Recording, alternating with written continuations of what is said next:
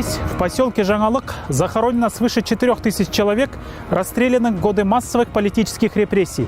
Ни в чем не повинных людей расстреливали как врагов народа, а их тела выбрасывали в ямы этого поселка. По некоторым данным, останки видных казахских деятелей также покоятся в этих местах. Сегодня в поселке Жаңалық открыт музей памяти жертв политических репрессий. Здесь хранятся материалы и документы, рассказывающие о тех страшных временах. Массовые политические репрессии – одна из темных страниц в истории казахского народа. Мы еще в полной мере не дали жестких и объективных политических, исторических оценок преступлениям большевистского режима. По сути, это было продолжение политики геноцида Сталина и большевиков против нашего народа. Если в годы Голодомора уничтожили более половины населения Казахстана, то в годы массовых политических репрессий ликвидировали практически всех видных представителей казахского народа. Нация была обезглавлена. НКВД-ның үлкен бір шаруашылық орны ма, болмаса атыс алаңы ма, әйтеуір не болғанда да бұл НКВД-ның мекемесіне қатысты жер болған болу керек деп ойлаймыз. Осы жерде қазір біздің есебіміз бойынша адамдардың, көз көрген адамдардың айтуы бойынша 4,5 мың адам осы жерде жерленген дейді. Бұл жерде тек қана қазақтар ғана емес, бірнеше жүздеген ұлттың өкілдері жатыр. Және бірнеше мемлекет, тек осы қазіргі тмд елдері ғана емес, шетелдегі Чехия, Австрия, Қытай, тіпті Америкаға дейінгі елдің өкілдері осы жерге жерленген. Өйткені Алматының түрмесі бұл әсіресе 1938 жылы адамдарды күн сайын 20-дан, 30-дан, 40-дан, 50-ден атып отырған. Бұл жерде жаңағы Ахмет Байтұрсынов, Сәкен Сейфуллин, Бейімбет Майлин, Халел Досманбетов сияқты біздің барлық бетке шығар Санжар Аспандияров адамдарымыз осы жерде жатыр деп есептелінеді. Былтыр маусымның 28 күні осы мына Жаңалық ауылымыздан, мына жерден Рахимов 1 деген көшеден бір кісі үй салған, онан кейін монша салған, енді оның ортасын жаңағыдай трубамен қосам деген кезде сол жерден адам сүйегі шыққан. Сөйтіп ол кісі әрі қарай қаза берсе, қараса шағын ғана жер 2/2 деген жерден 56 адамның сүйегі бірақ табылды. Ал енді жалпы Қазақстанда саяси репрессия ғана 20-шы жылдардан бастап 50-ші Сталин қайтыс болғанға дейінгі кезеңде 53-ті қосқанда 125 мың адам екен репрессияға ұшыраған. Соның 25 мыңы ату жазасына кесіліп өмірден кеткендер.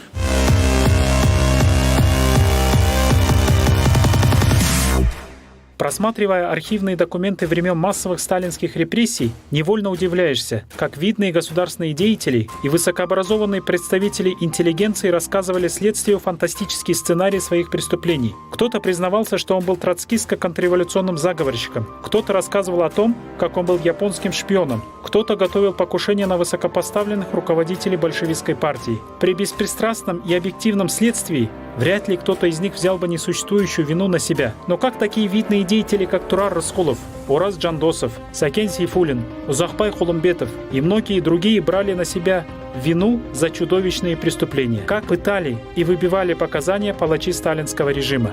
Надо сказать, самое главное для НКВДшных палачей было признание обвиняемых.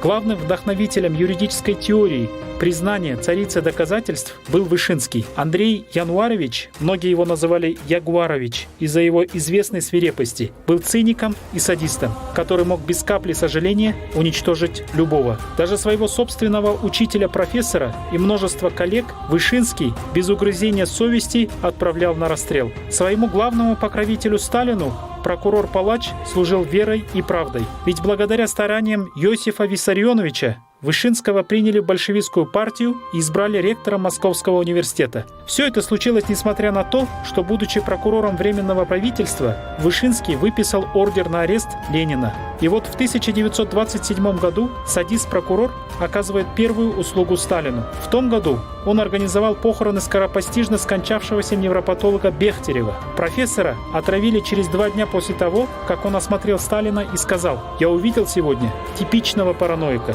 А несколько лет спустя сына невропатолога Вышинский приговорил к расстрелу, а других членов его семьи – к лагерному сроку. Такие люди разрабатывали методики выбивания показаний. Затем обо всех раскаявшихся подробно рассказывали самому Сталину, главному вдохновителю политики репрессий. В годы массовых политических репрессий пытки и жесточайшие истязания применялись повсеместно. Существовало 3 вида жесткого воздействия на арестованного. Во-первых, человека арестовывали ни за что.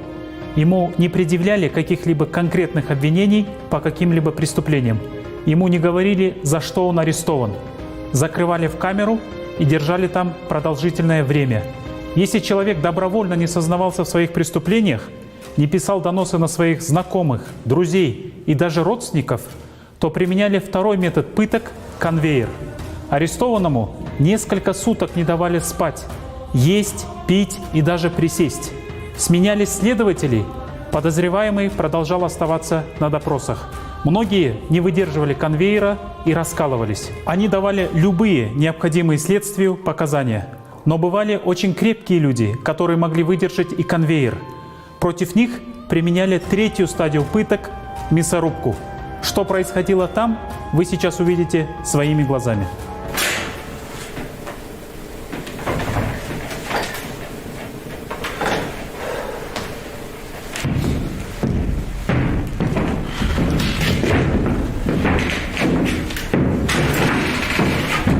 Который раз на допросе? 73-й. Это будет твой последний допрос. Ты еще не был в мясорубке?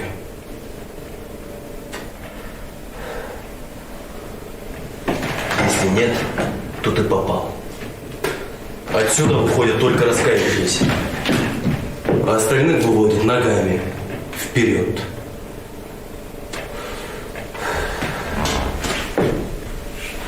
Слышь, что там творится? С тобой будет еще хуже. Ты же не хочешь сознаться антисоветской деятельности? Это сказка. Я никогда не работал против советского государства. Какие сказки? Все твои соучастники уже дали признание. И дали показания на тебя. Вот бумага. Пиши. Сознавайся.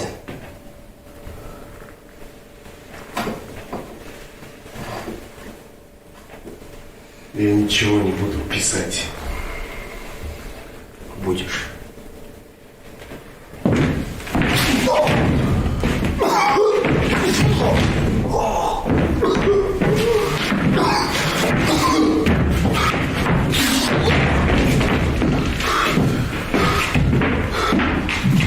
Ну что, будешь признаваться?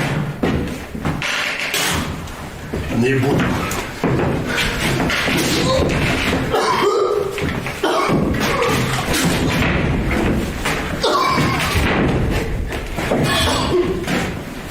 Ну что, Алашардинский выродок, будешь признаваться?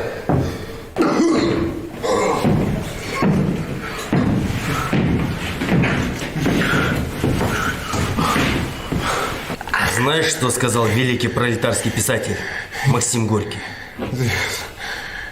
Если враг не сдается, то его надо уничтожать. Это было сказано про таких злодеев, как ты. Вы, алашардинцы, создавали контрреволюционные движения, пытались свергнуть советскую власть. Вы, буржуазно-националистическая группа, враги народа, японские шпионы, националисты.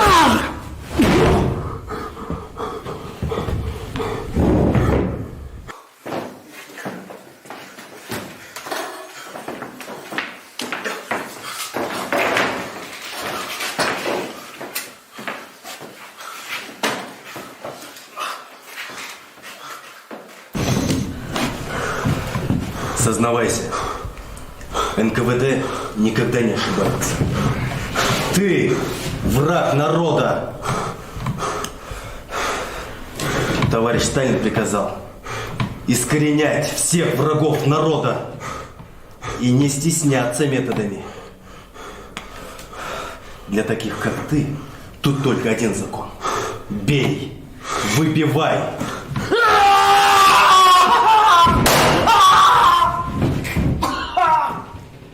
Если ты не сознаешься, то мы сейчас же сюда принесем твою жену и на твоих глазах будем ее пытать.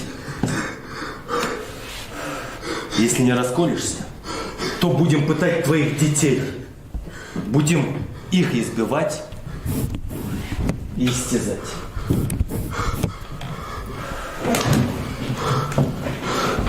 Мы, товарищи Сталин, не подведем.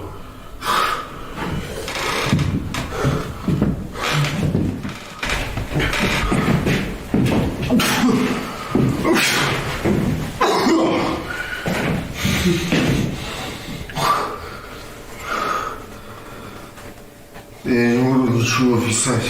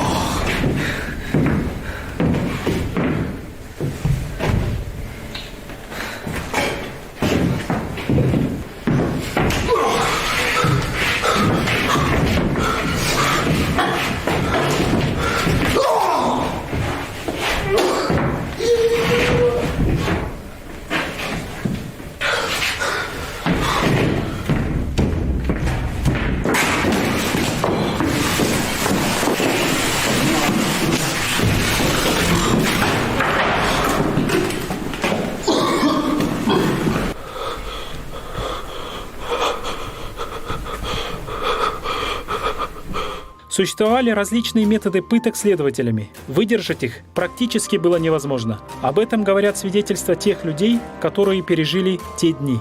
В тюрьме были жуткие условия. Люди жили в промерзшем насквозь, невероятно грязном, мокром, затхлом и заплесневелом помещении.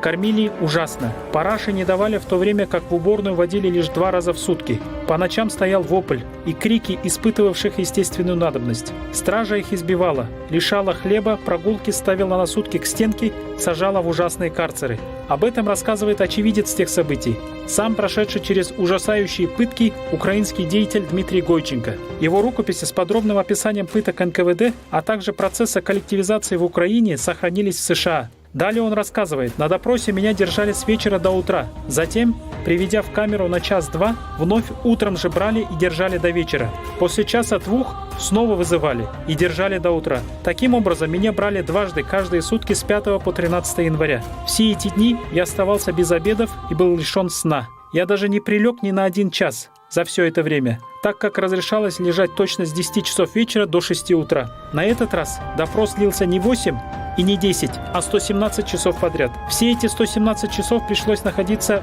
у жарко натопленной печки, в ватном пальто и не смея даже расстегнуть пуговицы. Поза строго установлена.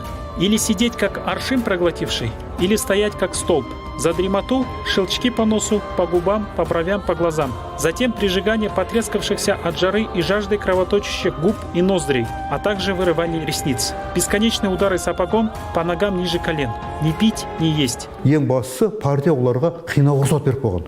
37 жылы бұларға толық қинау, физикалық әсер ету нәрсесінің бәрін сол 37 жылы мүмкіндік беріп қойған, рұқсат беріп қойған ресми. Сондықтан да бұлар қинаудың неше түрлі әдісін қолданған. Сол әдіс қолданғандықтан бұлар кәдімгі ең большевизмге мейлінше қатты жақсы қызмет еткендердің өзін жауап шығарып отыр. Мойындатады.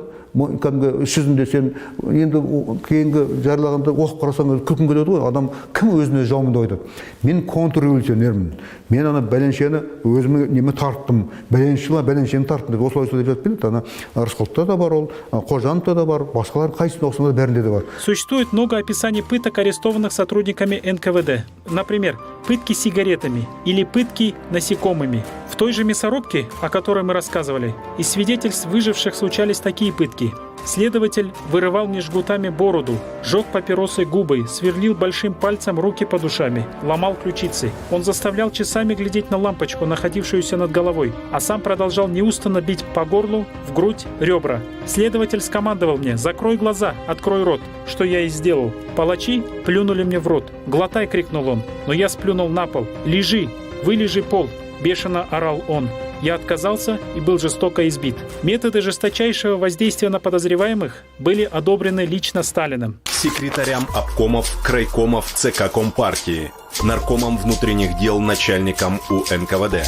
ЦК ВКП стало известно, что секретари обкомов, крайкомов, проверяя работников УНКВД, ставят им вину применения физического воздействия к арестованным как нечто преступное. ЦК ВКП разъясняет, что применение физического воздействия в практике НКВД было допущено с 1937 года с разрешения ЦК ВКП. ЦК ВКП считает, что метод физического воздействия должен обязательно применяться и впредь в виде исключения в отношении явных и неразоружающихся врагов народа как совершенно правильный и целесообразный метод. Секретарь ЦК ВКП Иосиф Сталин, 10 января 1939 года. Среди архивных документов сохранились заявления секретаря Тургайского РК КП БК Башаева о несправедливом обвинении его в контрреволюционном национализме. Там он пишет о недопустимых методах ведения следствия. 4 ноября 1937 года о ведении следствия Кустанайским облуправлением НКВД я должен сказать вам, что Кустанайское облуправление извращает закон советской власти в пользу врагов. Вот факты. Меня допрашивали 29 суток. В течение этого периода дали 2 отдыха – 30 и со 2 сентября по 4 сентября. В остальное время сидишь около следователя без сна. Только на 10-15 минут пускают на обед и чай. От такого допроса люди сходят с ума. Один раз 7 сентября следователь меня держал 11 часов, не пустил на оправку и заставил оправляться так, как сидел на стуле. Другой следователь говорит: «Если не признаешься, все равно расстреляем». Я говорю: следственный орган не расстреливает без решения суда. Он тогда вынимает из кобуры револьвер и, направляя дуло на меня, говорит: «Я сам буду расстреливать тебя этим револьвером». Жесточайшие пытки арестованных продолжались до тех пор, пока они не признавали себя врагами народа и не выдавали других так называемых заговорщиков. Если кто-либо из тех, кто попал в мясорубку, упорствовал несмотря на жестокие избиения, то с ним поступали по заранее намеченному плану. Многих добивали, глуша табуретами или дубинами по голове, и выволакивали. Иногда выволакивали еще живых людей и их грузили на помойку вместе с мертвыми. Были нередки случаи, когда вместе с мертвыми закапывались еще живые люди. Но если кто-либо из врагов народа все-таки не ломался и пытался отстоять свою невиновность, то их шантажировали детьми. Сталин и его подручные придумали особо изощренный способ моральной пытки – угрожать репрессиями в отношении их детей. В апреле 1935 года вышел указ ЦИК и СНК СССР о мерах борьбы с преступностью среди несовершеннолетних, который предусматривал уголовную ответственность 12-летнего возраста за преступления, связанные с насилием, за убийство и попытки совершить убийство. Посвященной этому редакционной статье «Правды» говорилось, что были случаи, когда люди использовали детей в своих лично преступных, контрреволюционных, антигосударственных целях. Из отчетного доклада ЦК КП Казахстана на втором съезде партии: разгром капиталистической агентуры и дальнейшее укрепление советского государства. Город Алмата, 3 июля 1938 года. Контрреволюционные противотроцкистские и буржуазно-националистические организации, возглавляемые Мирзояном, Исаевым, Кулумбетовым, Ескараевым, Садвакасовым и другими, являясь агентурой германо-японского фашизма, готовили отторжение Казахстана от СССР и превращение его в колонию японского империализма. Мирзоян в своих показаниях говорит, что особо активную вредительскую диверсионную деятельность я развернул в 1935 году после установления связи с Бухариным, от которого узнал об установке Центра правых на объединение сил в стране и сговоре с фашистскими государствами. По директиве Бухарина я тогда же установил контакт с руководителями антисоветской националистической организации Казахстана в лице Исаева, Кулумбетова, Садвакасова, Курамысова, Сыгабекова и других. Из показания Исаева. Мой арест пресек мою вражескую работу, и я понимаю, что теперь, когда я поставлен лицом к лицу с фактами своей измены и предательства, было бы более чем бессмысленно запираться и пытаться что-либо скрыть. Почти 20 лет я обманывал партию и народ. Но я знаю, у меня вот есть, по крайней мере, показания самого Джандосова, выбитыми из-под пытки на многих других людей из его окружения. Ну что поделаешь? Процедура расправы над обвиняемым была упрещена в 1934 году. С этого года в системе НКВД начинает функционировать тройка. Арестом, следствием и специальной тройкой НКВД, выносившей приговор, руководил один и тот же человек – начальник органа НКВД. Дела арестованных этим органом рассматривалось упрощенно. На вынесение приговора им хватало нескольких минут. Бывало, что судьбу человека решали всего за 1 минуту. Вы обвиняетесь в контрреволюционной деятельности, участии в деятельности партии «Алаш», попытке свергнуть советскую власть, в связях с такими преступниками, как Ахмед Заки Валиди. Вы националист. Признаете себя виновным? Нет. Я ни в чем. Это не имеет значения. Не признавая свою вину, вы пытаетесь уйти от справедливого советского наказания, как врага народа. Я ни в чем не виновен. Я работал во благо казахского народа и советского государства. Вы хорошо замаскированный враг народа. Ваша деятельность полностью разоблачена. Против вас дали показания ваши подельники.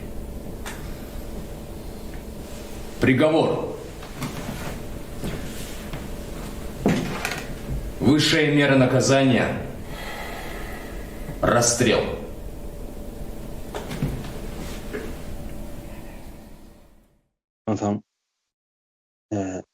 Şuwat näme diýerler? Öňdäkilere basış edýändirler. Birimizin gaýrymyzy örerler, birimizin gaýrymyzy gorkutarlar, birimizin olumly içerik basarlar. Görem şol bir metodlar bilen. Indi buların soň şöyle bir ýagdaý bar da bular bir ýurdun intelligensiyasy. Şol adamlar halka yol görkezdirecekler. Nämeň dogry, nämeň ýalňyşdygyny. Indi bulary aýyrýarlar bir-birinden bolyn. Halk köpçüligi, jahil halk köpçüligi bir informasiýa bermeli. Öz işlerini aklamaly, eden işlerini. Bular siziň düşmanlaryňyz. Siziň Japoniýa bilen, Germaniýa bilen aragatnaşyk etdirler. Saýyzdan bölünjek bolupdurlar. Näme etýärler? Da garalýarlar, töhmet atýarlar. Jahil halkam ondan ýaşaýar. Näme üçin ondan ýa? Öň jahil halkyň içinden mollasyny, aýdyňyny, öňküleri aýyrdylar da, ýaşullaryny aýyrdylar. Özerklik diýen zada näme diýeni görkezip biljek. Onu açlykdan çykardylar. Ondan nemeler, ortalar bize nan getirdi, tuvalet getirdi diýerler ha, eşik getirdi diýerler. Hemmedan sıyırıp süpürýärler da soň eline berýärler. Ine sana iş tek saat iş, ine meydanda işle, koyunmak, kıgırmak, tahtayı. Ine sana iş, biz sana ne halka diye yaşlılık ettik diye. Biz sana medeniyet getirdik, biz sana iş verdik, nan verdik diye. Ondan size karşı ine şol Allah sorduçular, vatan dönükleri, teröristler, sizi satacak boldular Germanlara, Japonlara deyip ağzına informasiýa berýärler. Şunun ýaly ýörek durtaydy. Şunu bilen edil häzirki ýagdaý nemekden deňeşdirseňiz şol näme ýörek durulur metodlar. Öň NKVD bolsa şu wagt KGB'niň mehemeniň işi. Şolle. Hayat Hanım elini kaldırıp da burada diyecek mi? Hava geçen Onlar Türkiye devletlerinin şolat nemetse hemmesi birdi. Bir Türkiye adında Türk remesini götürýän milletler vardı. Buların hemmesi kulturasy, dili hemme zady birdi. Bular has aktivleşip başladı 26-njy ýyldakana Bakudaky siyas, ondan soň Kazanda bolýar. Bular eýan üşüşip bir ýere öz alfabetini nemeden Arapdan arasalap öz arasa alfabetimiz nemedeli öz aramızda Türkiye halk okulunda öz aramızda ara gatnaşyklaryna da hatam köpeldeli rahat diýip aktivleşip uraýarlar. Başyyklar bundan rahatsız bolýarlar, gorkýarlar bundan. Ondan soň neme etýärler bular? Birinji bilen şol Orta Aziýany neme bölýärler, drabid etýärler. Razdelay vlast diýerler. Bulary bölýärler, däni her haýsyna özüne bir alfabet we her haýsy öz taryhyny we her kim özüne alfabet nemetmeli diýerler. Öz alfabetini düzmeli diýerler. Hani bir Türkistan toprağında ýaşap, sen taryhyny bir-birinden aýry ýazyp bilmersiň. Bulary ýöne taryhyny her haýsynyň taryhyny aýry ýazyp, zat edip birinji bilen bölýärler. Ondan soň halk düşmany ýarlygy bilen bütün özleriniň wagşylyklaryny, o insandaşy eden hereketlerini ol halk düşmany ýarlyk bilen örtýärler. Halkyň düşmany bolan üçin biz bekledik. Bu eden insandaşy bularyň gynnamalary, bularyň ýanky gören usullarymyz näme üçin etýärler? Bir insanyň kimligini ýok edip başga bir adam döretmek. Bu sistema, bu ideologiya laýyk bir adam döretmek. Esasy bularyň nemeleri, maksatlary. Şol gynamalar bilen adamy öldürýärler, onun ýerine başga bir tip adam, Homo sovetikus diýerler, şol adamy döretýärler, şonuň ýerine. Şunu aýdaýyn. Ewa, sağolun menem ştatyny men goşaýyn. Neşe Allah orada bara. 1917-nji ýylda neme dipdir? Böderkligini neme dipdir? Awtonomiýa, Allah awtonomiýa diýip ortaga çykýarlar. 17-nji ýylda da neme bolýar? Rus Federasiýasynda, Sowet imperiýasynda sarýyklar da nemeler gelýär? Bolşewikler. Şol aralykda bularam özlerine yurt kurmakçı bolýarlar. Peýdalanjak bolýarlar da ortalygy. 2 ýyl dowam etýär bularyň nemesi hereketi 19-njy ýylda basyp gatyrýarlar da ýok etýärler bulary. Şöyle sağolun. Devam edecek. Ýa, dowam edýär.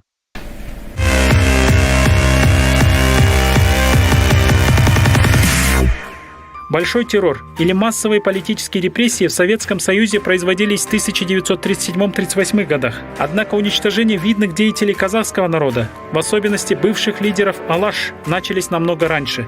По всей вероятности, ликвидация алашординцев, их нейтрализация были заранее спланированы Москвой. Фактически, уничтожение лидеров казахского народа, деятелей Алаш, началось в 1925 году. Именно в том году Сталин направляет письмо руководителям республики. В нем он пишет: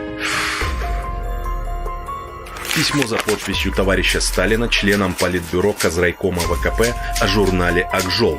29 мая 1925 года всем членам бюро Киркрайкома. Дорогие товарищи, я имел возможность на днях познакомиться с журналом «Акжол». Я вспомнил в связи с этим некоторые статьи небезызвестного Чокаева в белогвардейской печати и к ужасу своему открыл некоторое, так сказать, духовное единство между этими статьями и журналом «Акжол». Невероятно, но факт. «Акжол», конечно, помимо своей воли дает громадный материал Чокаеву. Критика «Акжол» злорадная и злобствующая. Это не наша критика. Такой критики не должно быть места в советской стране. Принять меры немедленно. Я целиком за привлечение беспартийных интеллигентов к советской работе. Но я решительно против того, чтобы беспартийные интеллигенты были допущены к делу борьбы на политическом и идеологическом фронте. Я против того, чтобы беспартийные интеллигенты занимались политическим и идеологическим воспитанием киргизской молодежи. Очень бы просил вас сообщить ваше мнение по этому поводу. Это обращение Сталина дает старт гонениям против бывших руководителей партии Алаш. Алаш қозғалысы кеңес үкіметіне неге жақпады? Өйткені Алаш қозғалысы кеңес үкіметінің мына Қазақстандағы мемлекет құру идеясына, яғни автономия идеясына, кеңестік автономия бар ғой, соған балама жол ұсынды. Сотрудники карательных органов начинают собирать клеветнические материалы против казахских деятелей, преследовать их по надуманным причинам. Но в те времена даже в спецорганах находились порядочные люди, которые пытались честно разобраться в этой ситуации. Конечно, позже таких сотрудников тоже закопают в ямы. Вот письмо одного из сотрудников ОГПУ, возмущенного творимым беспределом сотрудниками органов. Заявление члена партии Ф и В, Казрайком ВКБ, Ф Голощекину и С Садвакасову 10 сентября 1926 года совершенно секретно. По линии ГПУ первоочередной операционной работой является собирание ложных материалов на казахских ответработников. Мы практикуем различные способы, специально нанимаем уголовных элементов из казахов или арестовываем конокрадов для получения ложных свидетельских показаний на казахских ответработников. Нарочно создаем группировки из казахских влиятельных родоначальников и русских кулаков, чтобы натравить последних на казахских ответработников и тем самым приобрести нужные нам материалы. Кроме того, усиливаем слежку и для того, чтобы побеждать и парализовывать казахских работников, искусственно натравливаем одних работников на других, сваливая вину с одного на другого и так далее. В силу нашей политики в результате операционных достижений по линии ГПУ ежегодно десятками убиваем казахских бедняков, чтобы изолировать бедноту от середняков, от казахских работников. И если не мы убиваем их непосредственно, то действуем через русских хулиганов. Кроме того, я категорически заявляю, что все вышеизложенное есть практическое положение вещей, и все мною лично практиковалось в мою бытность уполномоченным в Лепсинском уезде и в Джаркентском уезде ныне. Поэтому, сомневаясь в правильности этой практики и тактики, прошу вашего личного совета, никому не говоря ничего, ибо если узнают об этом моем сообщении товарищ Альшанский и товарищ Журавлев, то они меня живьем съедят. С коммунистическим приветом, Фома Иванов.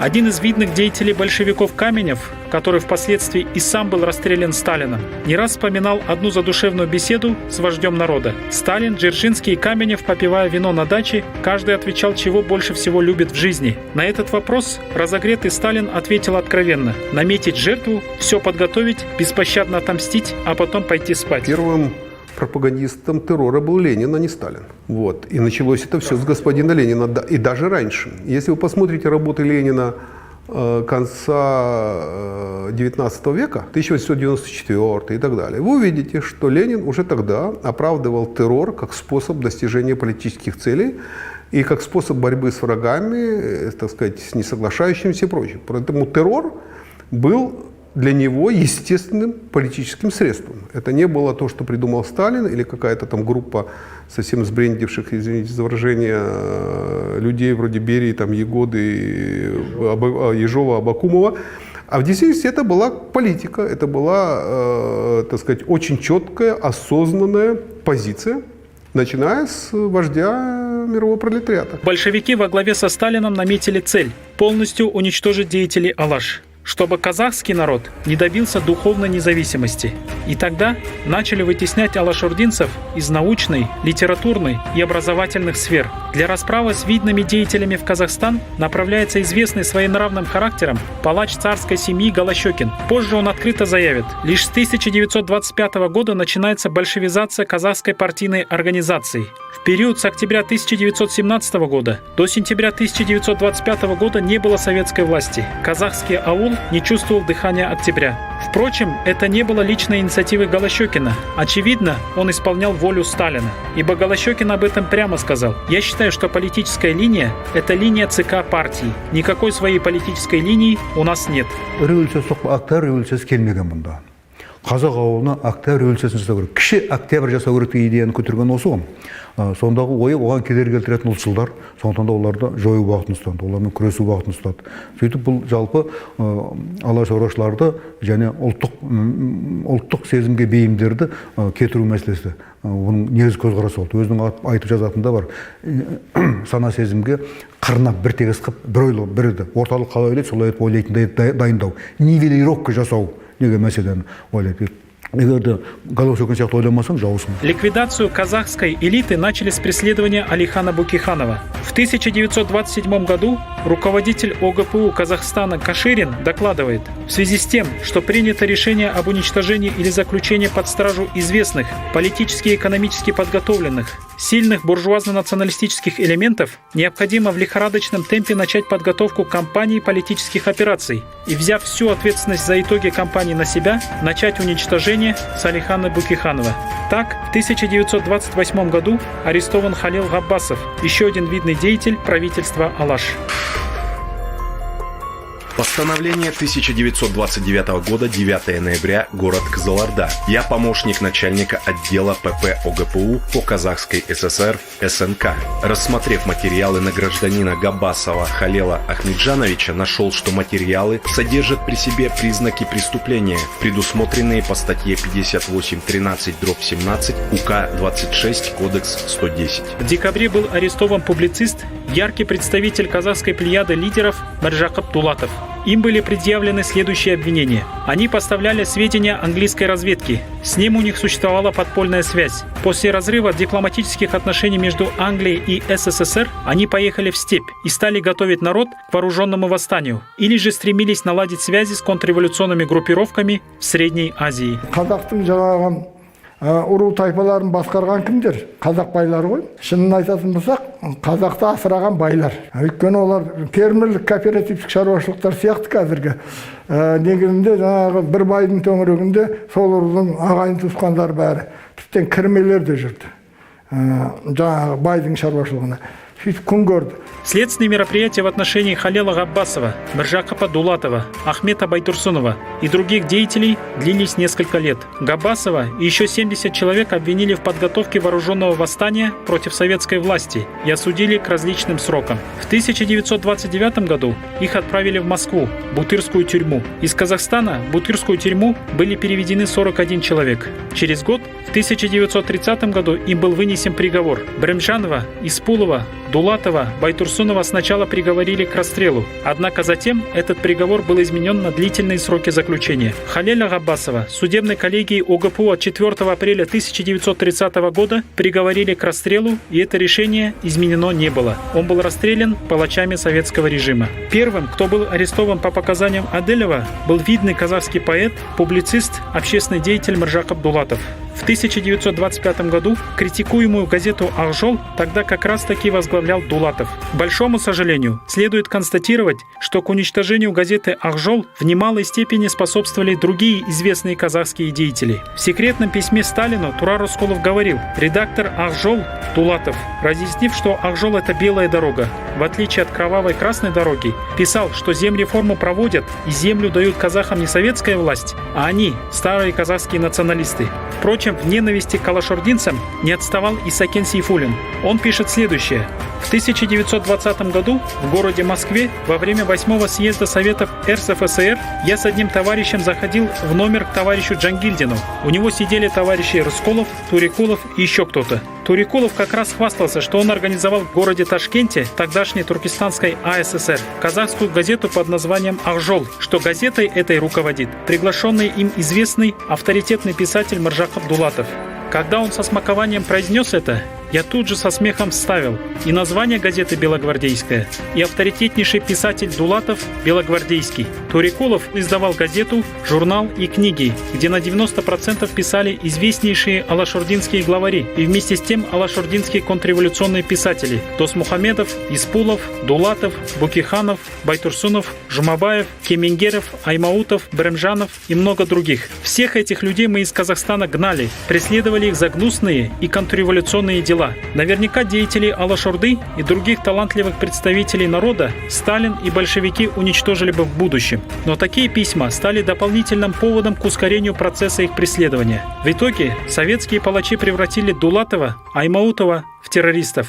Следователи, добившись признания Адилева, в обвинительном заключении прямо указали, что Дулатов, Испулов, Аймаутов, Байдулдаев, Карибаев хотели совершить покушение на жизнь Голощекина. После длительного следственного процесса и суда Дулатов был приговорен к 10 годам концлагеря. К сожалению, Мыржакап Дулатов не перенес нечеловеческих условий лагеря и в 1935 году умер в Соловецке. Жусупбек Аймаутов вовсе был расстрелян еще в 1931 году. Последними, записанными на бумаге его словами были «Вину свою не признаю». Алихан Букейханов, хотя и находился фактически под домашним арестом в Москве, всячески поддерживал и помогал своим друзьям и соратникам. В 1934 году он написал письмо Мыржакапу: «Свет мой, дорогой Мадьяр, когда тебе жмут сапоги, толку от счастья во всей стране». Такая поговорка пришла на ум и записалась на бумаге. «Скучаю по тебе». Так много сделавшие для казахского народа, думавшие о будущем страны деятели были вынуждены находиться в ссылке, в концлагерях мучиться.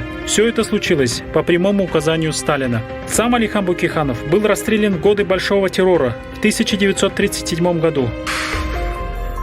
Приговор. Именем Союза Советских Социалистических Республик Военная коллегия Верховного Суда Союза СССР в закрытом судебном заседании в городе Москве 27 сентября 1937 года предварительным и судебным следствием установлено, что Букейханов, являясь врагом советского строя в годы гражданской войны, возглавлял контрреволюционное движение казахской буржуазии и стал во главе контрреволюционного правительства Алаш-Орда, а также вел в контракте с контрреволюционным валидовским правительством в Башкирии совместную борьбу против Советов. На основании изложенного военная коллегия Верховного суда СССР приговорила Букейханова Алихана Нурмухамедовича к высшей мере уголовного наказания – расстрелу. Приговор окончательный, обжалованию не подлежит. И на основании постановления ЦИК СССР от 1 декабря 1934 года приводится в исполнение немедленно.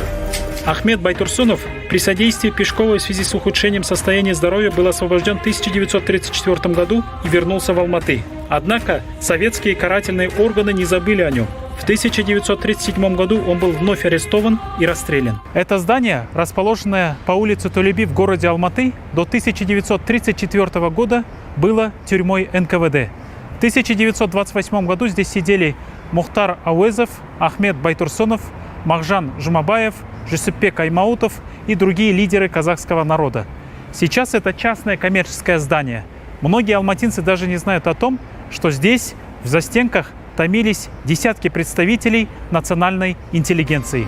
После того, как нейтрализовали и уничтожили первую волну алашординцев, принялись за следующие за ними интеллигентами. В 1930 году начали преследовать вторую волну деятелей казахского народа. Арестовали Алимхана Ермекова, Мухамеджана Тынышпаева, Халела и Жаханша Досмухамедовых, Бляля Сулеева, Мухтара Ауэзова, Жумахана Кудерина и многих других. Мухамеджан Тынышпаев в 1932 году был сослан в город Воронеж. В 1935 году он вернулся из ссылки, сначала поехал в Ташкент, а через некоторое время первый казахский инженер-путеец, бывший депутат Государственной Думы, начал работать над строительством железной дороги Кандагаш-Гурьев. Там его здоровье ухудшилось, и он снова вернулся в Ташкент. А в 1937 году он был вновь арестован и расстрелян как враг народа. Из этой плеяды выдающихся лидеров казахского народа в живых остались лишь Алимхан Ермеков и Мухтар Ауэзов.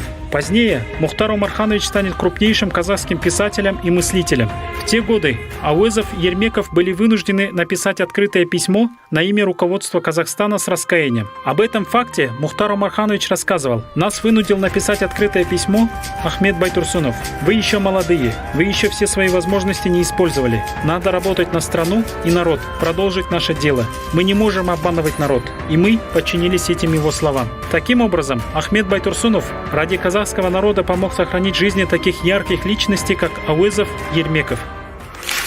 Душа моя в теле жива пока, все, что возложит, судьба широка. Я умру, но не ради себя, в это я верю наверняка.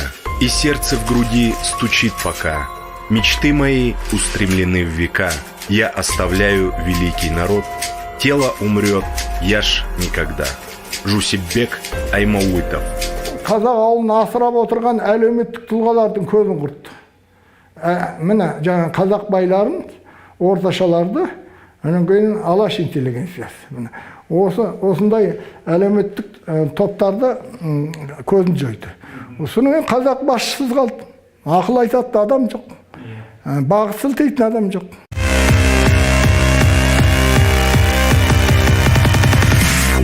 После громких следственных дел и преследований деятелей Алаш в Казахстан пришел большой террор. По сути, еще до 1937-1938 годов казахская нация была обезглавлена. Яркие и талантливые представители народа были либо осуждены, либо убиты. В годы большого террора пришли за видными коммунистами, которые служили большевикам и верили в светлое будущее для своего народа и страны. Ошибочно полагать, что большой террор начался лишь в 1937-1938 годах. Да, эти годы были самыми страшными временами, когда машина репрессий заработала на всю катушку. Но годы беспощадного террора начались в СССР еще в 1934 году. Сталин заранее и целенаправленно планировал механизм массовых политических репрессий. Хотя на первых порах Гитлер учился у Сталина по ликвидации своих врагов, в скором времени большевистский палач уже начал восхищаться нацистским фюрером. 30 июня 1934 года Гитлер устроил ночь длинных ножей, избавившись тем самым от своего собственного левого уклона. Сталин, узнав об этом, воскликнул: «Умница! Вот как надо справляться с оппозицией. Вырезать одним ударом». Далее он предполагал: события в Германии отнюдь не свидетельствуют о близком крахе нацизма. Наоборот, они должны привести к консолидации режима и укреплению власти самого Гитлера. В скором времени Сталин сам пойдет по пути Гитлера и уничтожит не только ближайших соратников, национальных лидеров, но и миллионы ни в чем не повинных людей. 88-летний генерал КГБ, который курировал расстрелы поляков. И не только в Катыни, а поляки, как известно, были расстреляны не только в Катыни, несколько тысяч. И как это все происходило? И как людей просто привозили. То есть это работало классически, как, хотя очень не любят такие параллели, работали классически, как гитлеровские конвейеры смерти. То есть людей привозили, расстреливали в затылок, вывозили, так сказать, тайно трупы закапывали, значит, и этот конвейер работал на несколько тысяч человек. В 1934 году было принято 2 директивных документа, вполне соответствующих гитлеровскому террористическому закону, принятому во время расправы с оппозицией. Первый документ вносил изменения в уголовно-процессуальные кодексы. Следовательским отделам предписывалось ускорить дело обвиняемых в подготовке или проведении террористических актов. Судебным отделам предписывалось не задерживать исполнение смертных приговоров, касающихся преступлений этой категории, порядки рассмотрения возможности помилования, так как Президиум ЦИК Союза СССР считает, что получение прошений подобного рода неприемлемым. Второй документ был опубликован на страницах «Правды» 5 декабря в виде постановления Президиума, подписанного Калининым как председателем. Он гласил: внести следующие изменения в действующие уголовно-процессуальные кодексы союзных республик по расследованию и рассмотрению дел о террористических организациях и террористических актов против работников советской власти. Следствие по этим делам заканчивать в срок не более 10 дней. Обвинительное заключение вручать обвиняемым за одни сутки до рассмотрения дела в суде. Дела слушать без участия сторон. Приговор к высшей мере наказания приводить в исполнение немедленно по вынесении приговора. Кроме того, в июне 1934 года в советское законодательство было введено понятие «измены Родине», к которому относились такие преступления, как бегство за границу, разглашение государственной военной тайны, шпионаж. Все эти преступления карались расстрелом. 1936 жылы Москвада большевиктер партиясының желтоқсан айында пленум өтеді. Сол пленумда арнайы баяндама жасаған Сталин сонда айтады: біздің дейді қоғамда екі жүзділер бар, тығылып қалғандар бар, халық шаруашылығында зиянкестік жасаушылар бар, яғни жаулар бар. Солардың бәрін әшкерелеп, түп тамырымен құрту керек деген жаңадай тапсырма берді. Таким образом, Сталин подготовил почву для расправы с врагами народа в годы Большого террора. Зиновьев, соратник Ленина и Сталина, старый большевик, перед расстрелом сказал следующие слова: «Муссолини сделал точно так же. Он уничтожил всех соратников по социалистической партии и захватил власть в Италии. Я должен перед смертью сказать, что и у нас совершился фашистский переворот». 30 июля 1937 года был подписан приказ номер 00447, в котором говорилось: перед органами государственной безопасности стоит задача самым беспощадным образом разгромить всю эту банду антисоветских элементов и, наконец, раз и навсегда покончить с их подлой подрывной работой против основ советского государства. В соответствии с этим приказываю с 5 августа 1937 года во всех республиках, краях и областях начать операцию по репрессированию бывших кулаков, активных антисоветских элементов и уголовников. Приказом НКВД было определено, что арестованные лица должны быть разделены на две категории. К первой категории относятся все наиболее враждебные. Они подлежат немедленному аресту и по рассмотрению их дел на тройках – расстрелу. Ко второй категории относятся все остальные, менее активные, но все же враждебные элементы. Они подлежат аресту и заключению в лагеря на срок от 8 до 10 лет, а наиболее злостные и социально опасные из них – заключению на те же сроки в тюрьмы по определению тройки. Казахстанские наместники большевистских палачей с огромным рвением выполняли планы по репрессиям. Из постановления 7-го пленума Казрайкома ВКП об итогах обмена партийных документах и очередных задачах Казахстанской парторганизации 22 января 1937 года. Пленум ставит перед партийными организациями следующие задачи: повышение революционной бдительности, ненависти и непримиримости к врагам народа, троцкистско-зиновьевской контрреволюционной банде, правым оппортунистам и националистам. Пленум отмечает недопустимость ослабления борьбы против казахского национализма и уклонов к нему. Нурпиисов. Секретарь Казахстанской партии большевиков Мирзоян также активно участвовал в репрессиях и подробно информировал о ходе работ по выявлению врагов народа непосредственно Сталина. Сообщение секретаря ЦК КП Л.И. Мирзояна И.В. Сталину о разоблачении и арестованных деятелях национал-фашистской организации. Совершенно секретно. 30 июля 1937 год. За последнее время нашими организациями, в частности органами НКВД, вскрыта и разоблачена довольно разветвленная национал-фашистская организация, связанная с правыми троцкистами. Выявлены почти все троцкистско-фашистские гнезда националистической контрреволюции и значительная часть их актива изъята. Все арестованные признают наличие национал-фашистской организации и свою принадлежность к ней и показывают, что организация создана и руководится центром, состоящим из Рыскулова, Нурмакова и Хаджанова. Арестованные показывают со слов Рыскулова и Нурмакова, что антисоветская национал-фашистская организация вела переговоры и заключила соглашение как с троцкистами, так и правыми через Рыкова. Параллельно эта национал-фашистская организация через Рыскулова и Нурмакова вела переговоры и за границей, особенно с Японией. Показания почти всех видных участников не оставляют никаких сомнений насчет того, что Нурмаков и Рыскулов являются агентами японской разведки. В том же 1937 году Мирзоян отправляет Сталину телеграмму, где просит увеличить лимит репрессий по Казахстану.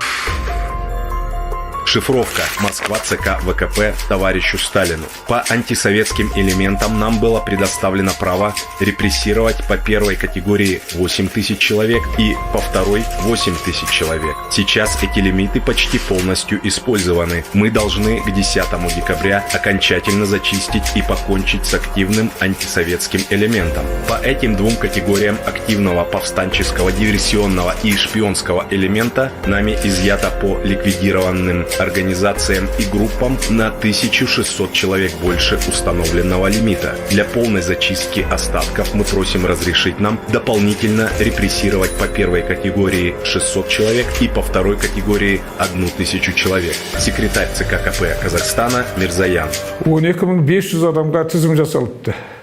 Әр облыс бойынша жаңа цифрлары бар. Кейін сол 12500 адамдар репрессияға ұшырағаннан кейін Леон Мирзоян өзі Сталиннің атына қайтадан шифровка жіберді, құпия хат. Біз жаңағы жоспарды орындадық, бұл халық жаулары деген көп екен, қосымша тағы да 3500 жаңағы адамға. Оның 1500 ату жазасында қалған 2000 жаңағы ұзақ мерзімге сотталу.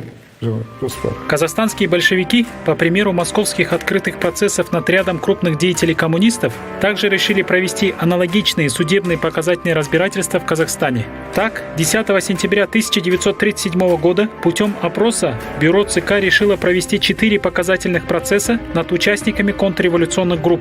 Процессы было запланировано провести в Алматинской, Карагандинской, Южно-Казахстанской и Северо-Казахстанской областях. Особенно громким был судебный процесс над видными казахскими деятелями во главе с Асылбековым, Нурсиитовым, Гатаулиным и другими. В 1932 году Гатауллин вместе с Мусреповым, Даулеткалиевым, Алтынбековым и Куанышевым написали письмо 5 о катастрофическом положении в Казахстане с продовольствием, о массовом голоде. И вот спустя 5 лет советская машина убийств приговорила Гатауллина к смерти. Но Мансур Гатауллин не опустил руки. На последнем слове, показывая на своих коллег и товарищей, сказал: «Они не враги народа. Враг – я, поэтому меня одного судите». Но я не враг народа, наоборот, я враг врагов народа. Именно я в 1932 году, после поездки в город Кент, стал врагом народа. Я вышел из автомобиля, а вокруг меня не было ни людей, ни какой-нибудь скотинки. Только был длинный такой загон для скота. Я нечаянно открыл дверь, и тут показались тела умерших от голода людей. Огромный такой сарай был наполнен трупами людей. Я выскочил наружу. В степи послышались голоса. Обезумевшие женщины, схватив в руки ножи, сверкая лезвиями, пытались зарезать моего водителя, чтобы сварить его и съесть. Я несколько раз выстрелил в воздух. Они разбежались в разные стороны. Я оглянулся вокруг и увидел в стороне большой казан, стоящий на треножнике. Под ним горел огонь. Что-то в нем варилось. Я приоткрыл крышку казана и увидел в кипящем казане то детские ноги, то руки, то грудинку. Вот именно с того дня я стал врагом народа. Абдулла Асылбеков бастаған халық жауларына арнайы сот ұйымдастырылды. 1937 жылғы 16 қазаннан 22 қазанның арасында Қарағандыда кезінде Жданов атындағы 20 шахта деген болған. Сол шахтаның жаңағы мәдениет үйінде бір апта бойы осындай ол дайындалған екен, жаңағы алдын ала жаңағы кімдердің қалай жауап беруін бәрін жаңағы көндірген адамдарды. Сонда 8 ауданның басшысы ату жазасына кесілді, Абдулла Асылбековтың өз ату жазасына кесілді, Нұрғали Нұрсейітов деген жаңағы обкомның хатшысы, облыстық партия комитетінің екінші хатшысы жаңағы ату жазасына кесілді. Только по одному карагандинскому делу репрессировали более 400 человек. Арестованные подверглись жесточайшим пыткам, но держались стойко. Их удалось сломить лишь через 30-40 мучительных дней. Непосредственное предписание о его аресте исходило от Сталина. Собственной рукой написал. В архиве сохранился автограф со словами «Джандосова взять». Взять – это арестовать.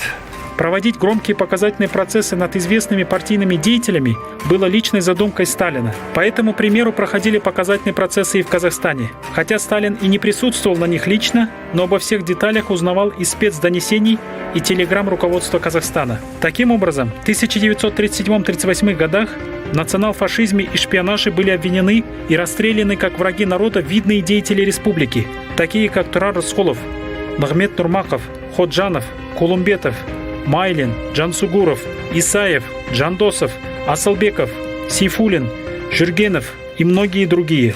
Если в середине 1937 года в составе ЦК Компартии Казахстана было 85 членов, 35 кандидатов, 11 членов Ревкома, всего 121 человек, то к концу этого же года осталось только 68 человек. Вот, ал енді Сәкен Сейфуллинді репрессияға себебі, Сәкен Сейфуллин жаңа кеңес үкіметін орнатушылардың бірі, соның дәріптеушілердің бірі, жаңағы алдыңғы көрнекті адамдарының бірі.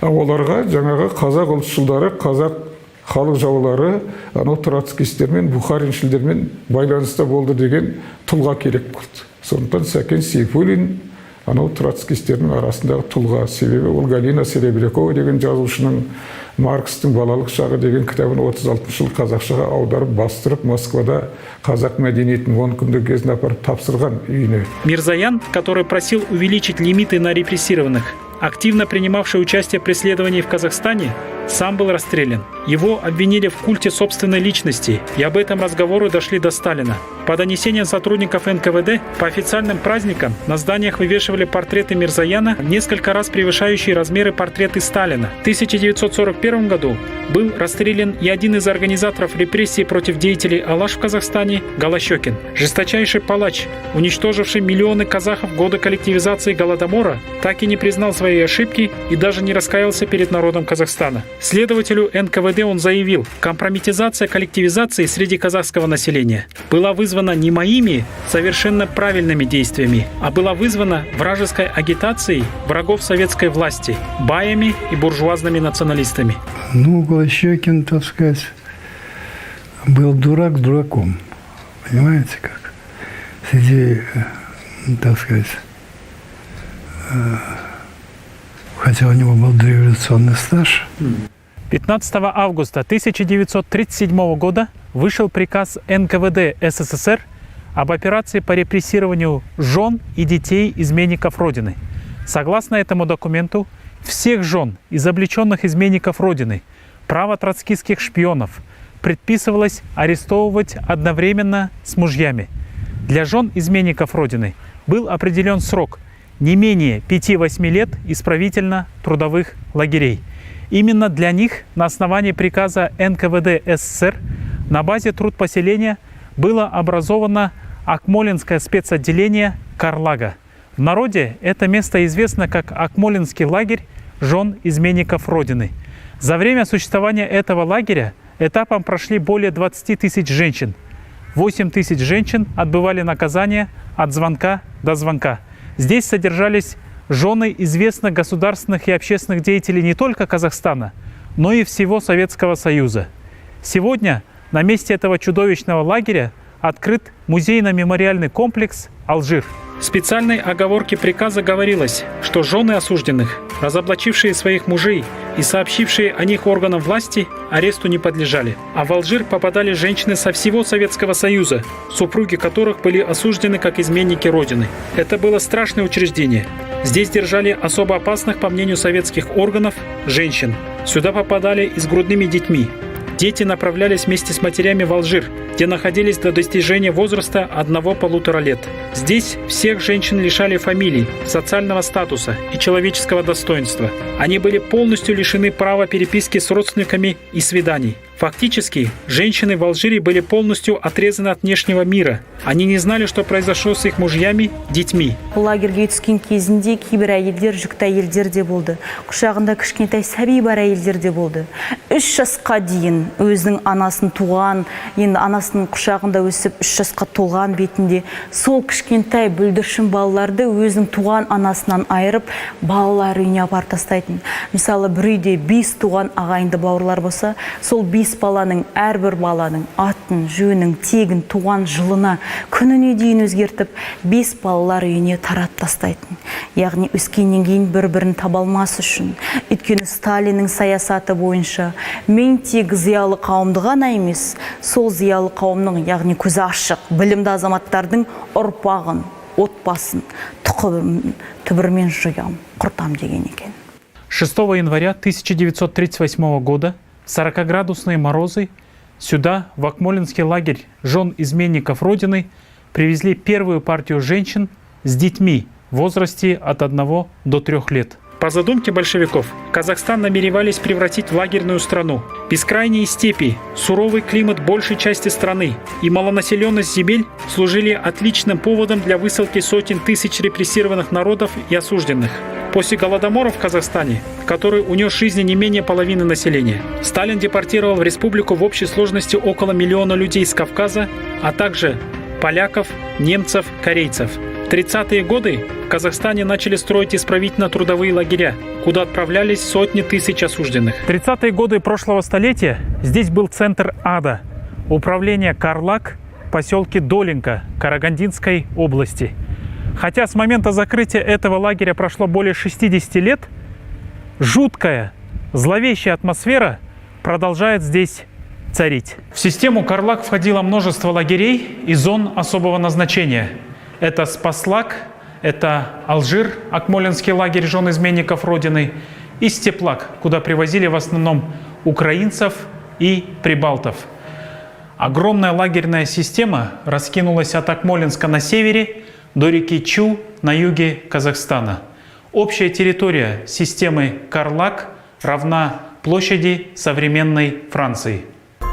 Исправительно-трудовые лагеря имеют задачей охрану общества от особо социально опасных правонарушителей путем изоляции их, соединенной с общественно полезным трудом и приспособления этих правонарушителей к условиям трудового общежития. В декабре 1931 года на базе совхоза «Гигант» силами НКВД был создан Карагандинский исправительный трудовой лагерь или Карлак. Карлак представлял из себя не просто лагерь, а это было государство в государстве, со своими уставами, воинскими формированиями, железнодорожными сообщениями, напрямую подчинялся ГУЛАГу в Москве. За 28 лет своего существования через Карлак, по некоторым данным, прошли более 1 миллиона человек. За одно десятилетие большевики во главе со Сталином не только уничтожили более половины населения, но и погубили почти всех видных деятелей нации, а территорию Казахстана превратили в концлагерь репрессированных. 11 лагерь болды бізде, концентрация лагерлер. Соның бәрі жер көп болғандықтан ғой. Жер көп, соны игеру керек. Сондықтан да сол босаған жерге әкеліп отқан. Енді ол халықтарды әкелуінде де астарында сол жер көп болғандықтан сол жатыр ғой деп ойлаймын меніңше. Өйткені жер жетеді, ондақтан ана мысалы неден бірінші соғысқа дейін алдымен ана неден қиыр шығыстан кореецтер әкелді ғой бірінші 37 жылдары ма. Одан кейін немістер әкелді 41 жылы. Соғыс кезінде тағана Кавказдағы халықтар әкелді. Соның бәрі жер көп болғандықтан ғой. Жер көп болғандықтан әрі қазақты енді баяғы кімнің уақытында айтатын бұны? Патшаның уақытында стал айтатын қазақтың жерін игеру керек деп. Тура сол сияқты қазақтың жерін игеруге сол жан-жақтан көшпенді көшірілген жер аударылғандарды пайдаланып, сол осы жерде бір казармалық социализм орнату мақсатына көздеді ғой.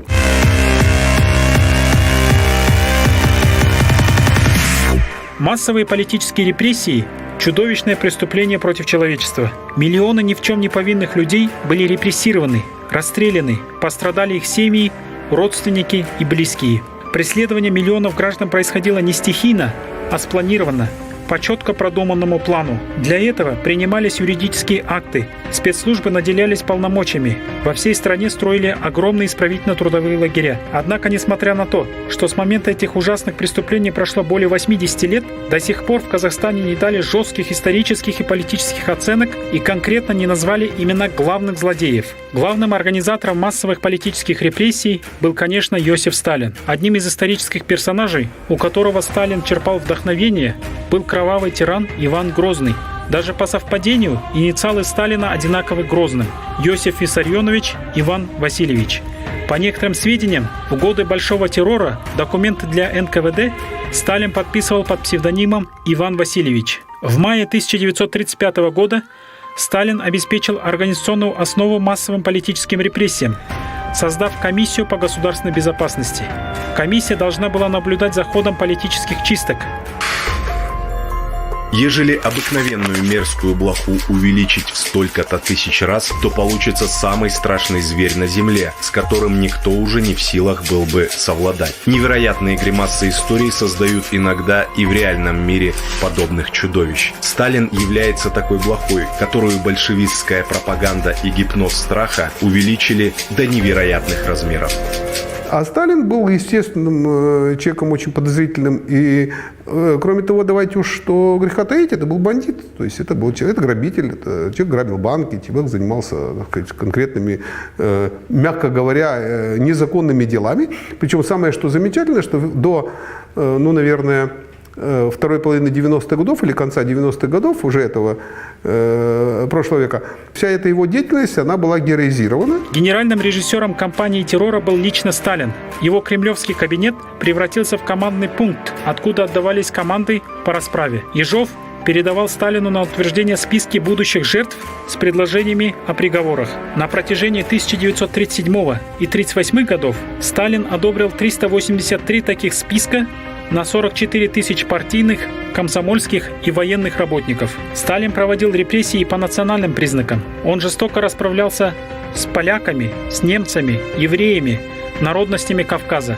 Уничтожил более половины казахского населения в годы Голодомора. Конечно, во время репрессий он не щадил и русских. Однако, если казахов обвиняли в казахском национализме, объявляли их врагами народа, то неизвестны случаи, когда русских обвиняли в русском национализме. В 1923 году на 12-м съезде партии под сильным давлением Ленина Сталин заявил, что хотя местный национализм представляет собой серьезную опасность, еще более опасно возрождение великорусского шовинизма. На Кавказе Сталин проявлял такую жестокость. Осенью 1920 года он руководил кровавой репрессией против черкесов и осетин.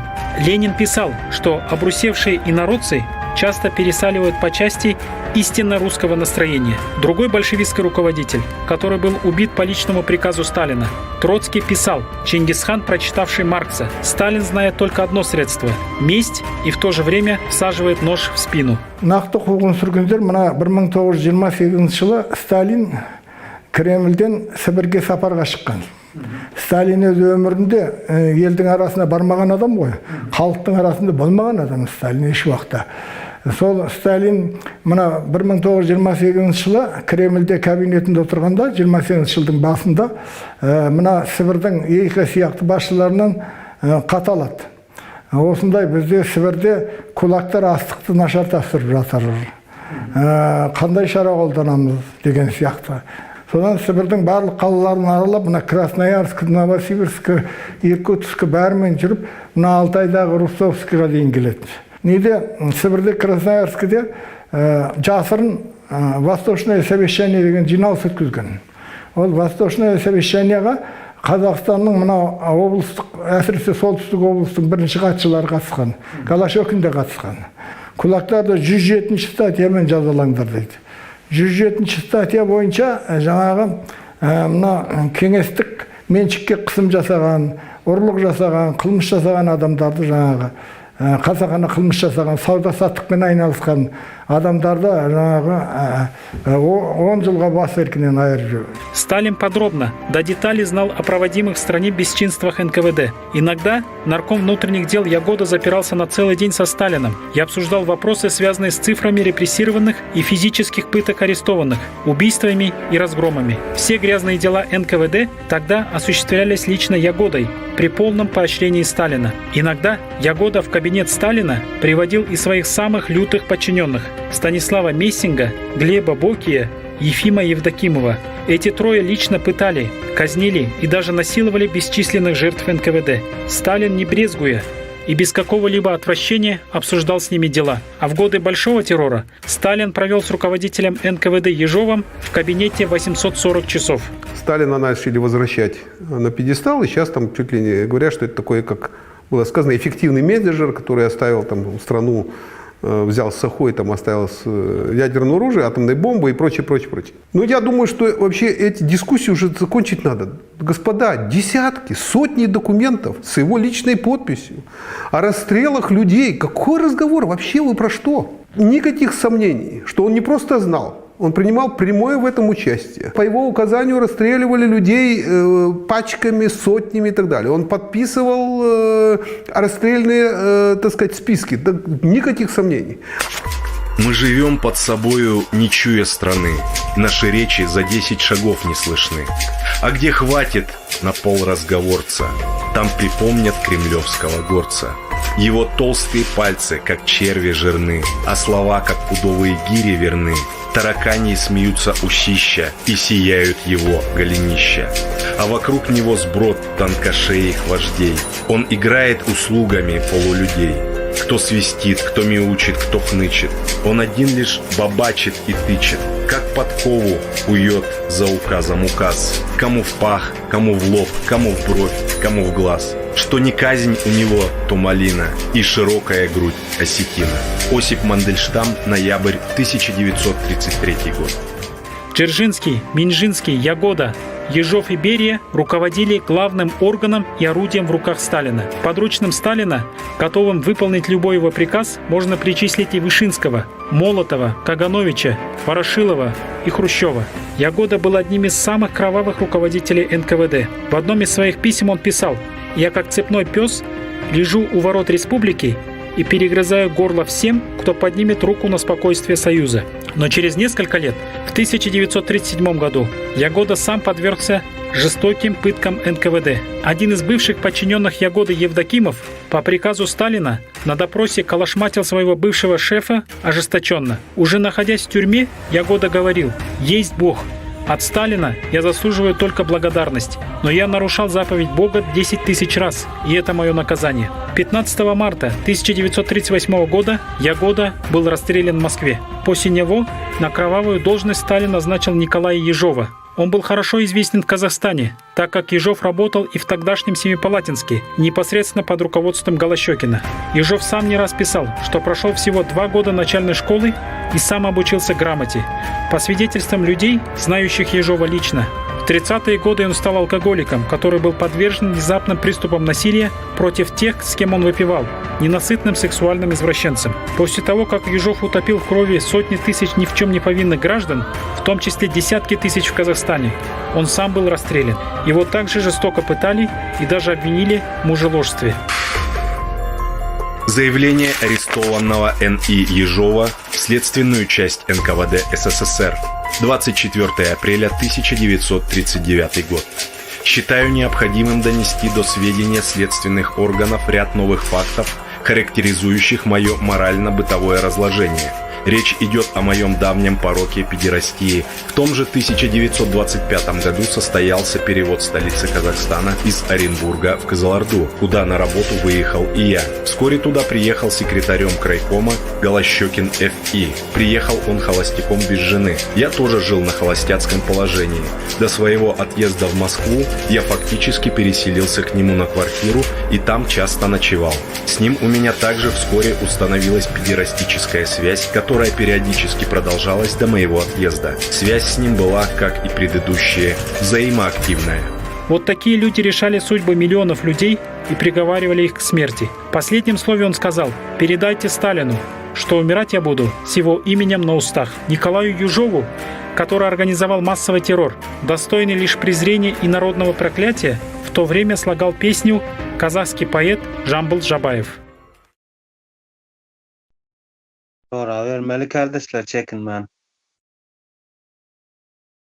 Yani esas bu taydaki nemetmeli, üns çekilmeli yer. Yine bir goňşularymyz da şu bolupdyr, goňşularymyz ýaman edipdirler däl. Bu taýdaky sistematik bir ýagdaýda edilendigini görkezýär. Nemeler, polisiýalar ýaman bolupdyr ýa-da beýlekler ýaman bolupdyr däl. Sistemanyň özü öldürmäge, şuňaly ýok etmäge urnalan. Häzirem soňky jümlesinde aýdyp geçdi. Yani bular üçin ýörite судебный процесс diýede, şonu kanuny esasda edýäs diýip görkezme esbabym taýýarlapdyrlar. Yani bu edilen zatlar sistematik edilýär. Bu goňşularymyzda edildi diýip goýmak ýaly mesele däl. Bas çuňur mesele bu. Bu sistematik olan da yani sistemaň özü Leninden gelýär diýär şonu nemet bar. Krasny terror. Bir döwletlilik düşünjesini, öýerklilik nemetini, erkinligini halkyň elinden almak niýetinde.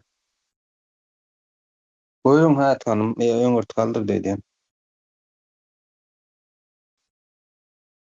Hava baştan adı şiddet da diktatura proletariata diýär. Bir sistema, bir kanem sistema, näme desem kamar özü yok da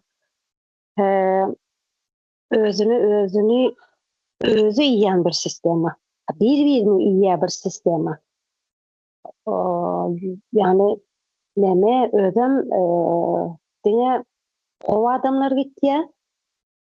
Erwede adamlar galya. Отрицательный селекция diýär. Ona da adamlar, aydın adamlar ýok edip, diňejik erwede adamlary şol sistema adaptasiýa bolup ýaşap biljek adamlary goýup gitýän, bilmeýän bir näme ýaratyp gitýän. Bir näme adam yaratýar da bir iki yüzlü, näme etjegini bilmeýän, bu da normal. Munyanak ölümün içinde, munyak represiýalaryň içinde, munyanak hem fiziski hem psikologiki böyle öldürmenin içinde nähil adamlar etdilerdi. Adam biz bu halka bugün ayağa kalanak diýäseli nasıl kalacaktı? Nasıl kalacaktı bu näme ayağa? Ýöne отрицательный селекция 10 ýyllar boýunça gowy adamlary ýok edip öldürüp diňe erwede galdyryp, onu da ýok edip erwede galdyrandan soň eddil şo sistema has Her sistema özünün adamını yaratgandyr. Ve özüne menzeş bir adamları yaratıp koyan bir sistema var. Ve yürütü öldürmek üçün yani dine terör ve ölümün üzerine kurulan bir sistema. Bu sistemanın içinde insan diyen zaten hiçbir şekilde kadri yok. İnsana yol bir sistema. Yani insanlığa karşı gelen bir sistema. Ve her bunu devam ediyor. Bir kamilyon sistema ekonomi var. Her zadın aşağına girip motive edip, mutasiye geçirip devam edip bilen bir sistema. Gipki sistema ekanda, gipki elbette gipki bolýan yani sistemalar. Hala bunu devam edip dur. Hala bunu neme şol maşgalanyň içinde bile senin maşgalany bir-birine düşman edip koyan bir sistema. Şo wagtym düşman edipdir, häzir emine bir-birine hem maşgalany basketdi, hem maşgalanyň içinde bir-birine düşman edip koyan bir sistema. Hem seni aňyrda maşgalaň bilen terrorizire edetdi. Bilýär çünki Muhakeme Milli Halas Etiş Komitetindäki insanlaryň gatygy bilýär, ýani insanlar nädip döwüp bolýany opytlary var bularyň var, aňyrdan gelýän tejribeleri var. Bu insanlar nädip döwüp bolýany, bu insanlaryň ahlakly insanlary näme bilen döwüp bolýany gatygy bilýärler da. Birinji bilen maşgalasyna, aýalyna, çağalaryna bastyrýarlar. Ondan soň olary senin garşyna goýýarlar. Şo bir metodlar, şo bir seni her hili neme bile yalan propaganda, hala şo neme gelýär, propagandalar gelýär, hala bun korkuň içinde biz nakazynys, жестокость, senin hiç bir nemesi olmaýar da, hukuk ýok da senin karşyna durjak bir hukuk ýok, zat ýok. Eden etdiligini edip ýören bir sistema, bir neme adamlar bir жестокий, yani bilýär, живодёр, näme diýeceğimi bilemok, bu insanlar ýurdun başyna gelýärler we bu sistemany dowam etme. Şu sistemanyň yaradan adamlary hala bu şu sistemany dowam etdirip gelip oturlar. Ve bu sistemanyň iň gorkýan zady açyğa çykmak. Gizletýär sebebi işini. Gizli etýär. Ene sen üstüňe maşgalaňa barıp bastıran wagtlary neme diýen? Bir adyny, familiýany berdiň berenoklar da. Şo edir şo wagtda gyzyl terrorun döwründe wagty gelýärler, öýüňe geçip elinden tutýarlar, äktýärler, atyp taşlaýarlar. Ya Sibiriýa berýärler. Edir şo ýana häzirem öýüňe gelýärler. Sen gel adyň aýt, gel telefonu al, men bilen gepleşdiýän bilen ýok, gorkýarlar. Açıklıktan, aydınlıktan korkyan bir adamlar bular. Şoň üçin hala bugün öçeli ol arhivleri açmany, illüstrasiýany etmäni, şol arhiv ýa illüstrasiýa edilmän arhiv açylmadyk sürece bular hiç ýere ýok etip bolmaýar da. Diňe şol arhivleri açyp, illüstrasiýany, o tribunalyn bütün Orta Aziýa tribunalyny gurmaly da bular üçin. Öňkü o Türkistan topraklarında nähili eden wagşylyklaryny umumy hemme açyp, umumy bir tribunal gurmaly bulara. Nürnbergski proses ýani ullakan bir tribunal gurmadan, tantana bilen tribunal gurup, açyk görkezip, aýdynlyga çykaryp, gözüni gamaşdyryp, böjek ýanak möjegi David edişiň ýanak David etmeseň bu sistema dowam ederdir. Sağ olun. Öyle sağ olun. Artan kardeş. Buyur. Sağ olun Meydan Bey. Bana ilk gözüme ilen yeri şu Kazaklar neme pamitnik grupturlar da edilen neme talı. Düşündüğümüz represiyasına. O. Şu pamitnik grupturlar. Malades şolar var. Sebep pamitlik neyle yerde kömek etti diysen, benim fikrimce, yani bizde Orus bizi koradı, koraya değiller ya. Sonun yalı propagandasını yöretip bilmediler de o pamitlik ne mi onda deyip önüne keserdirip koyup bilediler de Orus bizi koradı diyen yerde şu pamitliği görgüzediler. Gepin kıskası bular dine yankı ruhunu döyeykenler de sonra bir yankı fragil naroda deyip ayda diye dine bir avraylık ulen hareketleri diyen ekenler. Dine bir avraylık görünedi de şataydı. Bilmedim onlar için utanç değil mi bu bir avraylığı?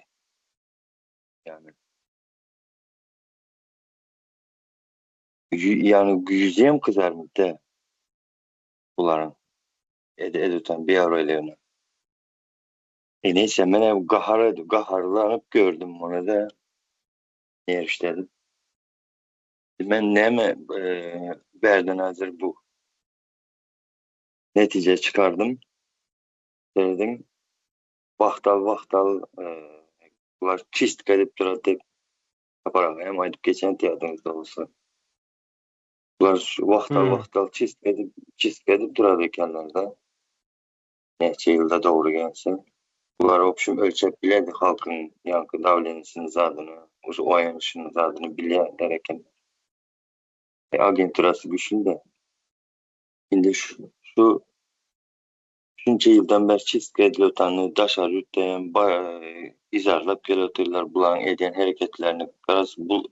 Bulanın bu sistemasını izcet edip geliptirler de. Hem halk ayağa kalıyor, bunlar basırıp yatırıp bileyen ekenlerde sistema. Şimdi ben şeyle düşündüm. Hazır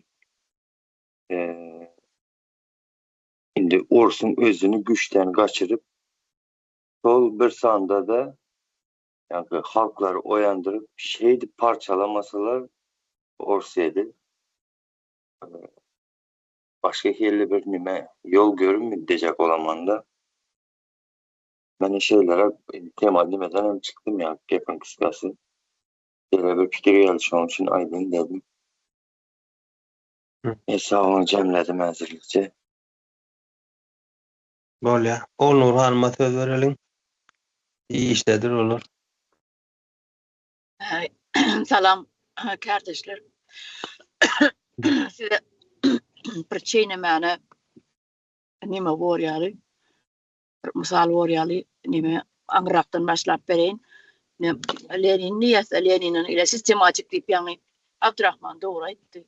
Bu sistematik anırdan ilya. Has anırdan ilya. Yani şu Lenin'in diyen sözleri var da şu halkın diye in aydın, in görnüklü, in bay özüne oryan yankı adamlarından tutup diye yüzlep şu diye halkın önünü asmalı bulur diye. Asmalı diye. Şu halkın gözü korkuyor diye. O Lenin'le on yağlı fikirlerini yürüdün ba. Onun bu Stalin mi? Yosif ne mi? Ne mi onun familyası, öz familyası?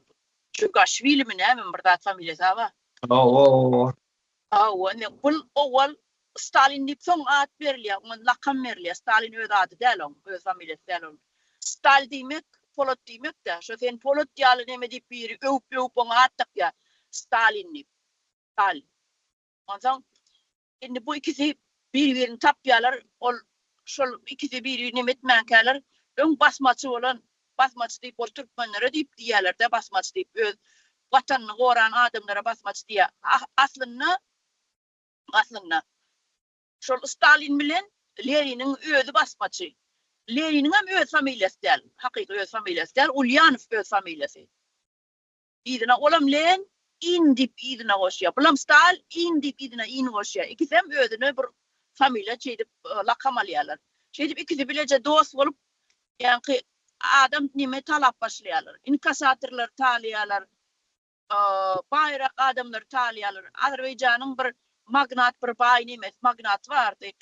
Şunu tutsa edip iyice öyünün alıp gidip yararlı zatlar gidip saklayalar 3 sutkalap kıynap şu pulunun nirdini ayttıracak bolup da baylıklarının kızıl altın gümüşlerinin nirdini ayttıracak bolup ne şeydi bular revolüsiya etme üçün pul yığınayalar basıp varıp talancılık edip kaltamançılık edip onu olsa bizim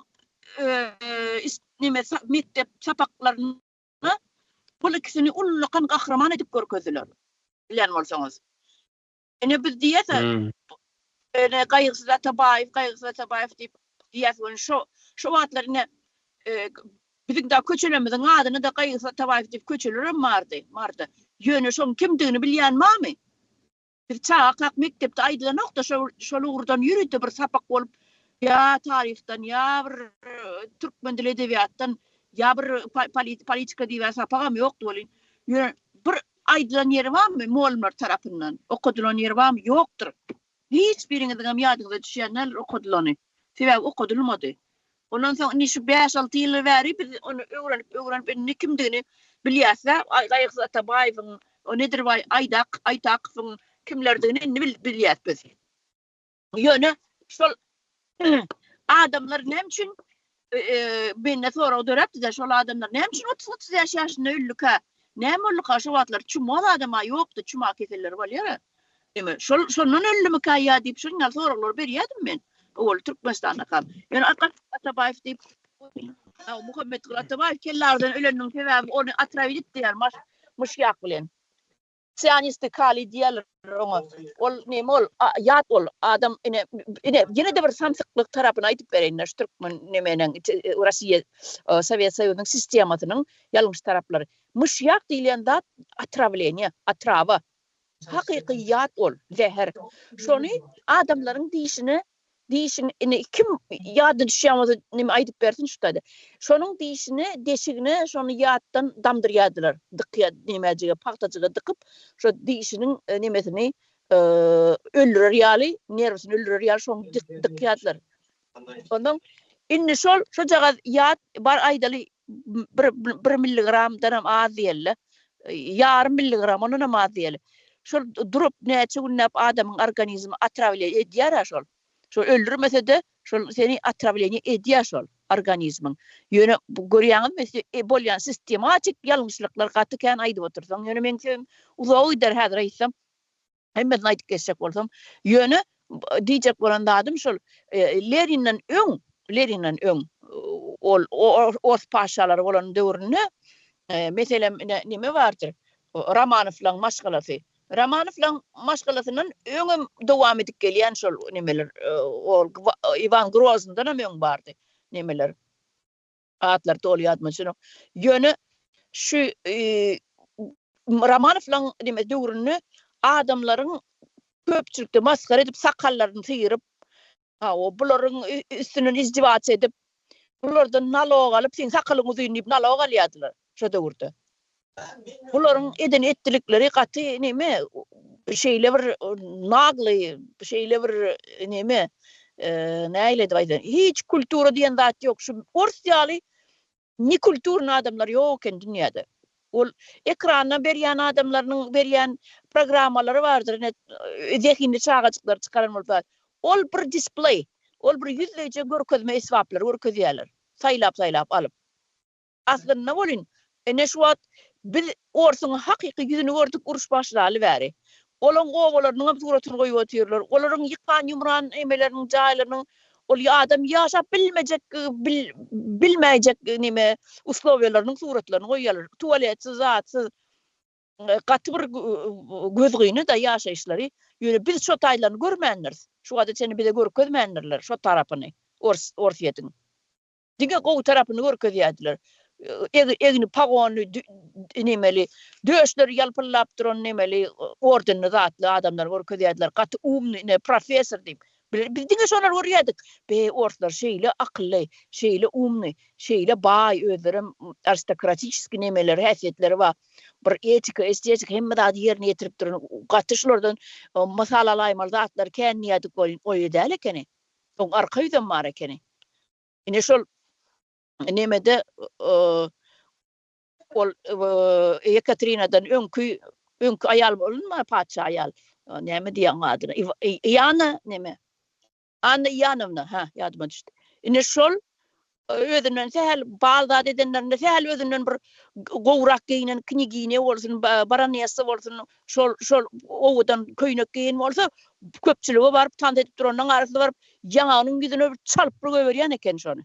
Şoň ýaly edip maskara edýän eken. Eňinden köýnegi ýyrtyp zat edip.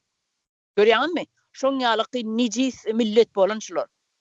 Ozaň o başga da eden etdirikleri gatken bol näme? Bularyň bara bol aýdyp otursaň da melaç görüň uda oýdar. Ýöne umuman indi şan kydymä getirsem, Stalin bilen Lenin'e getirsem, banditiňem banditi barıp ýatan. Ene historiýasyny girip okak göräýin. Ben toslawaýdym o. Banditiňem banditi barıp ýatan. Ana şol näme üçin adamlar biziň Gaýgysy Atabaýew ýalar adamlar öldürdiler. Ine şondan bäri 80-90 ýyl geçdi-de, şolaň öldürilenden soň. Indi seredin şondan bäri nesil ýanky Hayat Hanım dogry aýtdy. Ol bir negativni näme tohum törýärdi. Adamlar gitdigiçe gowlaryny baryny kırıp öldürdüler. Akylly adamlar öldürdüler. Ýöne biz onu bilemzok. Biz diňe gazaklar erkek bolup şungal filmler çykarypdyrlar şoň üçin bilýär. Biziňkiler çykardymy? Haýsy kim çykardy şu wagtlar? Ine şu wagt rejimiň geňsesini ýalap oturanlar we özüň jurnalist diýip. Şolar alsynda haý 2 milyoner. Näme üçin kino çykaryp bilen okmy? Etmeliler şolar. Näme üçin eden oklar? 2 tane jurnalist menni oturan. Aňar Şwetsiyada bir otur. O bir ekrana çykdy guyrugyny basyp näme edip, hap edip. Beýle kem näme Çekiýada otur, Rahimov diýip jurnalist diýen. Ikisem ana şol kinolar şular ýaly adamlar etmeler.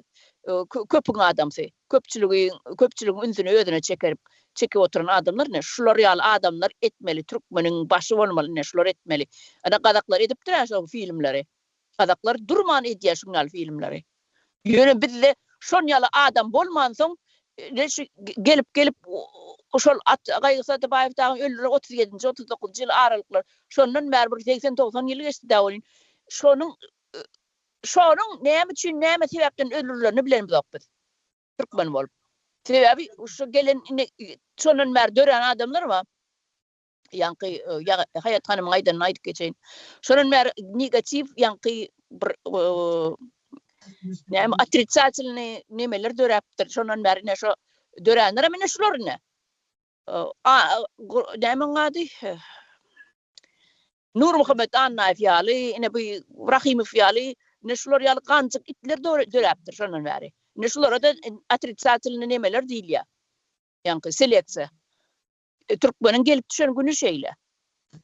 Sebebi ne gazaklar ýaly erkek bolup bizde şuňaly materiallar çykaryp arhivleri orta oklap halkyň aňyna düşünjesine täsir etjek adamlar ýok. Ne gançyk itler var, başga hiç kim ýok. Benim sözüm meni merak boldy edebi dille gaharmel aýdyp bilem okşoň üçin bagyşlaň. Biz Türkmeniň gelip düşen gününe janym ýa. Meni şunu aýtjakdym, sag bolun. Hola, sag bolun. Nurhan. Aziz bey buyur. Sağ olun kardeşler. Ne bu tayda ünsver gören olsanız 5 yıldan beri asıl Stalin Lenin'den beri alıp kaçsak şu gün açenle bunların eden işlerine açılıp otur. Yani şuların eden hareketleri var. Ne Stalin'a paranoyak korkak, yani şu zatların hemmesini paranoyaklıktan eden hemmesi. Sebebi ayaklansa mennem etmesinler, yıkmasınlar deyip yani şunun neticesinde korkudan, paranoyaklıktan hiçbir ceza almadan hem ülkütte ol ayrı vururum taşınemeden. Şimdi şu Lenin'den beri şu güne çenli, hani bugünümüze şu sağada çenli bunların ediyen hareketlerine elektir öz ediyen zatlarını başkalarına yönkeyeler. Yani bu ediyen zatlarınızın nemeliğini yani sormana gerek yok. Vatanına hain, vatan düşmanı. Yani adam bilen zat ne diye de Saparağına etişala. Bilmedik zadın edip bilmeyen. Buların eden zadına seyretsen bilen zatları şunlar. Ya da bize daklayan yarlıklar. Propaganda edenlerinde de halk düşmanı. Nasyonalist dip her türlü nemeler. Şu öz ediyen zatlarını, şu an Putin'in hem ya da Rusların hem ediyen zatları yani öz ediyen nemelerini başkalara yönköme hasiyetleri var. Şimdi ikinci bir aytacak zadım yine biz bu tayda düşünmeyen, şu zatları gören görmedik. Hülyalak yaşap gören yaşamadık. Hemmesini cemlep alsan hemmesi hop nemesinde yani hop aslında yani gelecek yok. Yani hop yaşayanan bolup biler şu an düşünmeyenem bolup biler. Hiç bu zatlardan havaram yok bolup biler yöne. Bunun nemeden kurtulan nokta şu hop'tan diye. O hop neme yine şu vak edilen zatlar katı katı ayılgan yani. Sen gözüne getiren öyle katı bilmedim. Demet ya da adam etkileye diyeyin. Şimdi bunun yeketek çözümü yana aydılıp geçildi. Bunlar men şeyle yan görotika şu yadıma düştü de bunlar bir giden ovanın ya da şekerin ya da gazakların içine gelip içinden şolar aydınlar ne edip alıp gidip bilirler. Yöne bir giden adamın içine girip alıp kayıtmak ansat derler. Öz eli bilen ettiler bir taraftan yine de halk nemetmez yağlı ne gizliğin alınıp varlıyor. Buların nemesi yani bulara karşı şu an görüşecek olsak bunu sistematik bir şekilde gizli bir şekilde alınıp varlıyor. Yani bunu açtıp yani açıp bilsek hani ondan sonra nemet biliyaz yank geçip biliyaz da ilk düşünmemiz gerekli. Ondan sonra şuradan ediyen işlerini açmamız gerekli. Yani bir küçük adamın edeni bilen bolmuyor elbette. Ondan sonra yani şunu açandan sonra cezalandırandan sonra şu zatın yanlışlığını ondan sonra bir doğru nemeye gidip biliyaz da. Yine Hitler'in eden hareketine nemedildi, tribunal edildi, suut edildi, cezalandırıldı eden zadına. Ondan sonra nemedildi, yani yok oldu diye. Yani adam her aydanı boluverse liboy bir adam bolaysın, kov olsun, ervet olsun, tapav diyor. Silendik bir adam alsan, yani karşı bir eleştirel fikir ya da bir ediyen işine bir yerde nemetmesi gerekli de. İşte ayetçenli bundan sonra edip bilen ok diyen ya. Her aydan bolup dursa bir adamın sadece edip bilen ok yani. Denge gerek. Karşıdaş gerek. Misal için bir yurtlarda ösen yurtlarda da muhalefet tip vardır. Muhalefet nemedir? İşte ovu olsun, demokratik yurt olsun, siyasetçiler çıkıp nemeden vakti bir hareket eden vakti hemmesem neme derler yani kovu zade ediyen bilip bilmen hareket ederler. Muhalif tarafı ya da karşıdaş tarafı şunu nemetçe dengelep duruyor da. Yani aslında bir aklı başında adam zaten karşıdaş ister yani beni eleştirin. Yanlışlarım var adam yanlışsız olmaz diye fikir eder de. Hemen cemledim sağ olun. Sağ ol. Muhammed Bey buyur.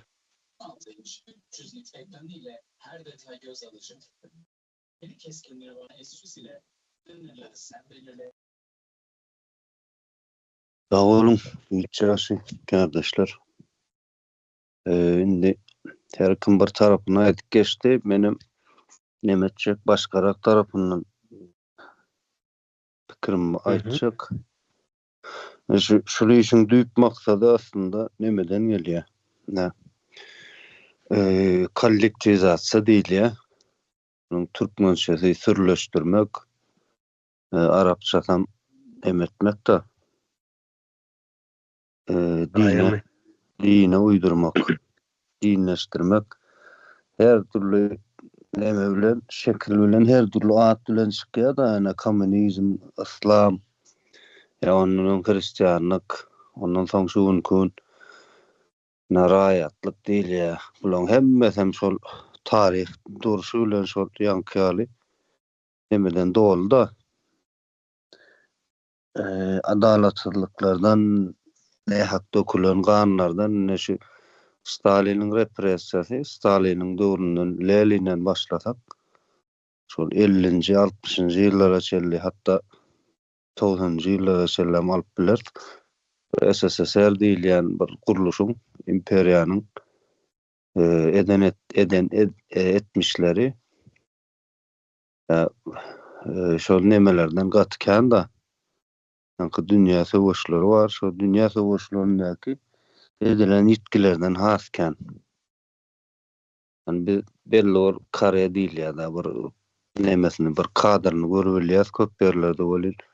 Umumy nemedem zokda. Umumy has giňiş kadra ýaýylan ok. Onuň o taýda belli kadrlar görkezilýär bolýar. Hamala şo taýda giýitler günäkär ýa hamana ýene bir günäkär diýilýär ýöne.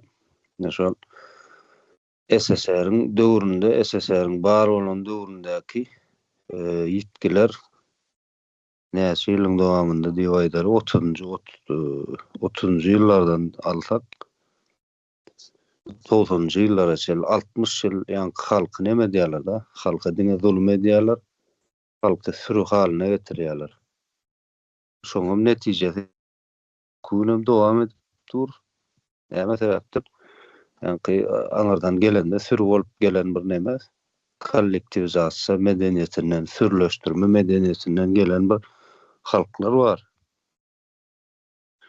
Ondan soň her kim şol aýny Ýewropa şeýlemiş, ýa Amerika şeýlemiş, Amerika ýa Ýewropa şeýle bolup biler ýöne. Ol adamlar diňe daşdan görnüşini serediplemedýär da. Bir pikir ýeti bolýarlar. Yani on aşağında da bir giden zat ýetir ýani. O derejä gelmek üçin näýlik bir ýol geçdiler. Ne Germaniýany alyp görelim. Germaniýa ýykyldy. Temtekid edildi şo bolýan. Häzir ne ekonomikasy belki şol SSR'ın hemme öňki SSR bir ara getirendi şoňdan has ýokurdy.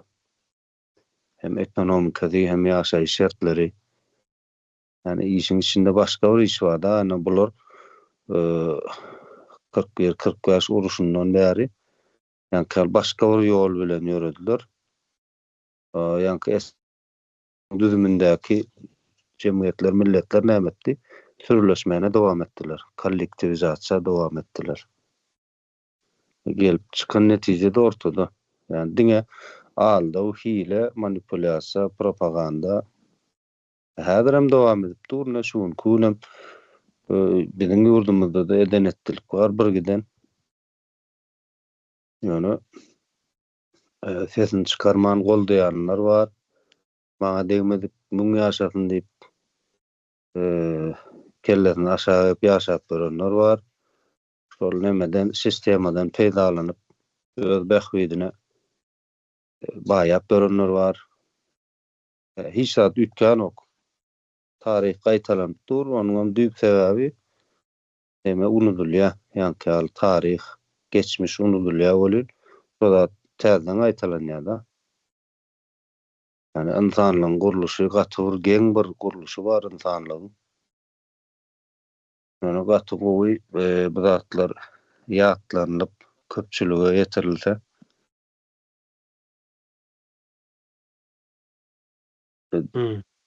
Dine dowam edýär da, yani başka näme diýjegim bilemok şu anda. Jemleýin sag bolun. Öyle sağ olun. Ne köpimiz kardeşler filmin üstünde dur geçtik da düşüneceğim. Attık neticeler. Indi bizim durmalarımız indik çayhanada demenin önemi devlet kuruluş için önemi birim halk için illüstrasyonun önemi şoň üstünde. Bugün söz almadıklar vardır, yaydananlar vardır, el değmeyenler vardır, iş var. Gören yerlerini yatlasınlar. O menem elim vardır dur. O söz versen. Gördüm. Hiç kaçar belleğin men. Ya verecekkem söz. Buyur Sapar abi buyur. Ha, sağ ol. O, köp yaşa. Merdan. Neme men kinonam gördüm. Onun sizem dinledim. O sizin devletinizde yurdunuzda. Bu da atlar bolmadık galık. Bu tütlü halınız var. O sizin yurdunuzda ne Türkmenistan'da belki de bundan amaylıgançtır. O bilmesen o hiç tat yok galık. O baktlı yaşap bolya. Dilen düşünceğini paylaşayım kanlayan bizim halkımız. O sizin yurdunuzda Kazakistan'dan da belki erbettir. O şoň üçin taklayan bolmaly. O açmayanlyklaryň hem sebäbi şo bolmaly. Bolmagy mümkin. O bunu ne siz o sağolsun aýtmaly. Siz bu zatlar ortağa çıkartıp ortaňyzda şu var. Ýöne bunu ortağa çıkarmaly Türkmeniň intelligensiyasidir. Özüm 30 yıl bundan öňe çıkarılmaly. Zatlar o intelligensiya diýmek o bir öz halkynyň öňüne borçy bolýandyr. Bady münasip bolan adamyň o jogapkärçiligi bardyr halky bilgilendirmek. Üstlenlik intelligent demeti o esasy borç, insanlyk borç. Ya da metlek borcu. O näme diýseňiz gelşer durur. Ne çol adamlaň şu datlary ýa-ni açyga çykarmaga, o taryh bilen ýüzleşmäge, o arhivleň açylmasyna, o şu wagşyetçiligi olar siz şuň bilýän bolsaňyz olar öň bilýän. O bunu bilmeýän adam ýok. Sowet Soýuzynyň nämedigini. Ödem Sowet Soýuzynyň aýrylýanyşylygynyň düýp sebäpleri bardyr. Oňa adamlar iýnenok, iýnip bilenok sebäbi bilmedim. Oňam sebäplerini aýtmak kyn. Jehalatyň üstüne kurulan bir imperiýadyr. O özlerim baýda otur. Rabotçy, kristianski, yani diktatura proletariata diye proletar diýmek daýhan we işçi tynpy. Jahil tynp.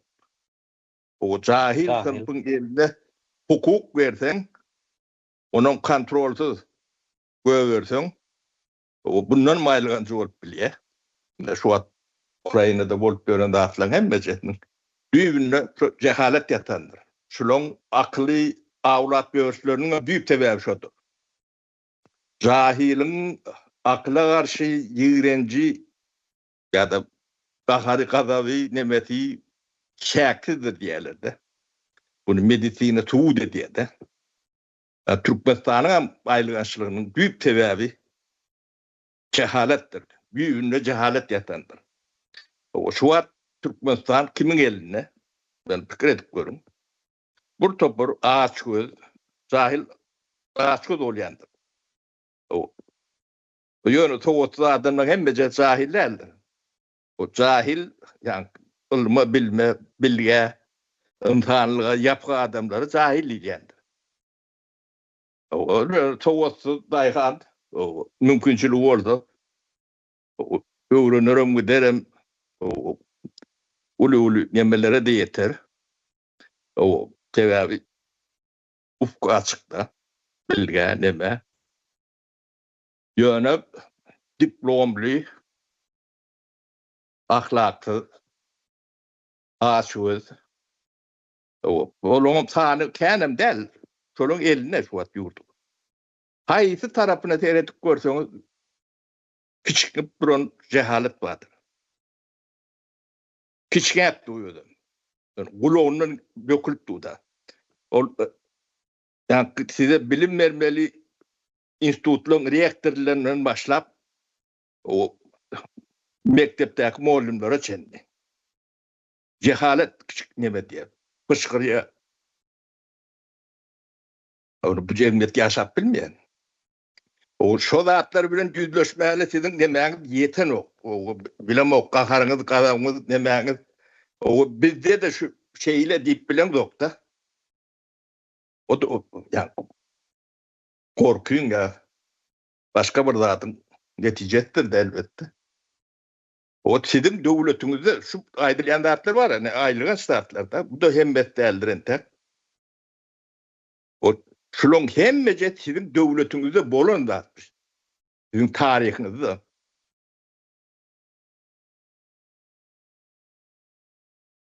O kârdiler vardır. Konular tüm çıkar adam tutkuları. O gömülün kârdiler kendir. O bizim yemeğimiz, milletimiz ve geçen atavalarının nemelerini tütlük biletim gelen nokta. Bu ayrılan statta. Şu atlı hükümette el gamsılı,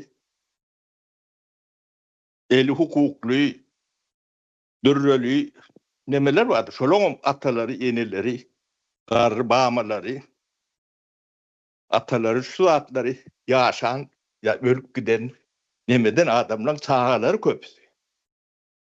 Yani tarihi bilmeden, yüzleşmeden o şeyle bolmanım kanip devam etti yerlerde.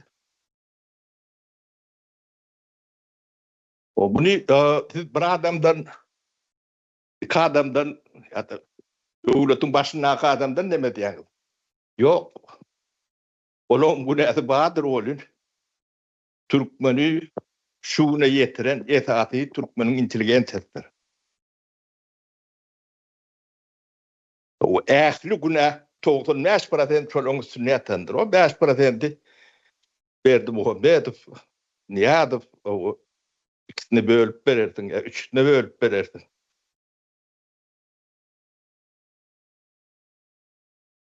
Bu halkı bilgilendirmek çolun borcu, insanlık borcu. O şuna çenni, lüstratse sözünü bir kaytalap bilenlerdir, diline de bilenlerdirler. O doğru çıkken hemçin.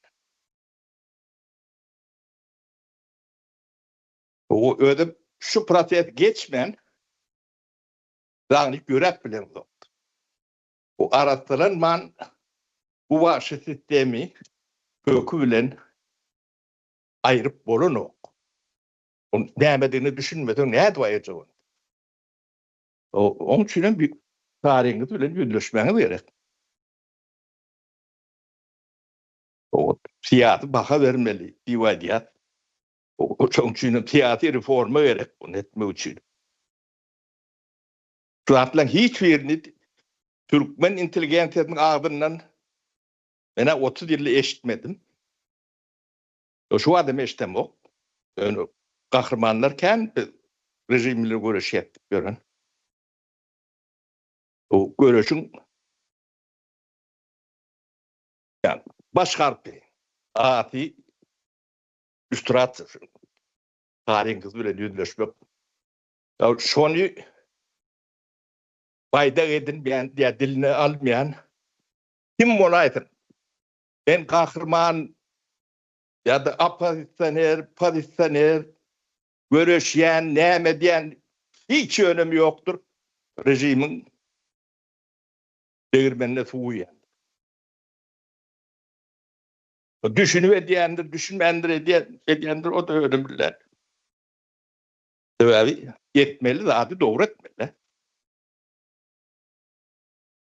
Bu bilinmez yalaklar derler. Ne kadakların inteligensiz bilir.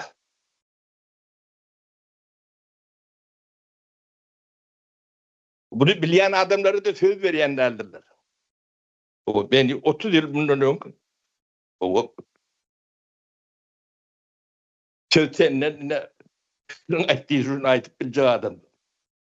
Böyle belirleyen yeri yoktu. Tribunamız yok. Böyle bir sosyal vuruluşlar. Sözümüzü aldık. O şunun için öğrenmemizden başka yerde bir söz verilen yeri yoktu. O dinleyelim diyenlerdir. Ya şu şey deydi. O şuna bir karşıyat. Makulliyatın diyenlerdirler.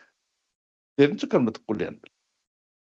Neticede kadıklar yani Türk'ün Mehmet oyuncu şey diyedi kadıklar. Neticede dönüklü eden bilgili, bolmalı, el diplomlu, boynu artıklı. Yani şu yağdaydan peydalanıp köpütü, pulluca, işilce, belki de kârilce, hünerce tamam. O bir Amerika'da görünür. Yeni bir Germanya'da, yeni başka bir yerlerde. Halk közüne atıp bulunmalarındırlar. Dönemelerden peydalanıp. İnem sevdin çıkarman, budur manzı. O koğucu adam olup görün. Bir topor Türkmen var örtü tüvürümdü. Bu da atlara ünit verin. Görüştür. Görüşünüzde yani Türkmen amşı koğuşuk tutun el gayır diyer. Elini bir keder. Onu hiç neticede almaz. Bir ilim uşak ortaya çıkan o.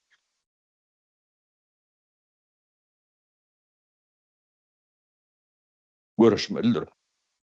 Olmasıcak nemelik bilen kaptanında, karşında duran rejimin vahşilığına görüyorsunuz. Bunu siz yumuşaklık bilen, o fahşilik bilen, ya da şuna yaranıp, ya da başka bir adet yenetim yok. Bunun ödemelerine de gitmeliyim değil. O dirayetlerim yerine gözünden beterli getirirler. Ama biz oyunmalı, bu dağıtlara da düşünmeli. O Kazakistan'da oldu deyip, o Kazakistan taşıya değil, Kazakistan'da oldu, Türkmenistan yok man olayım. Özbekistan'da da şunda alaktır. Kırgızlarda da şeyledir. 16 Respublika var orta hem betinde de şunda alaktır. Birbirine beterdir.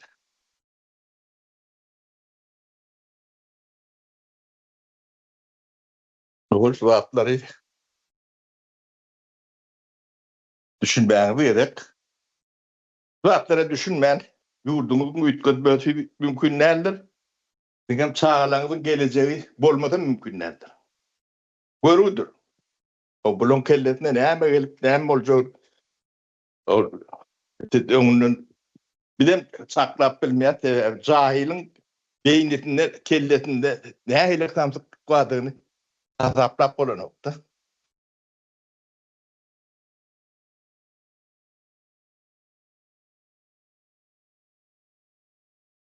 O şunayı da dinledim başla.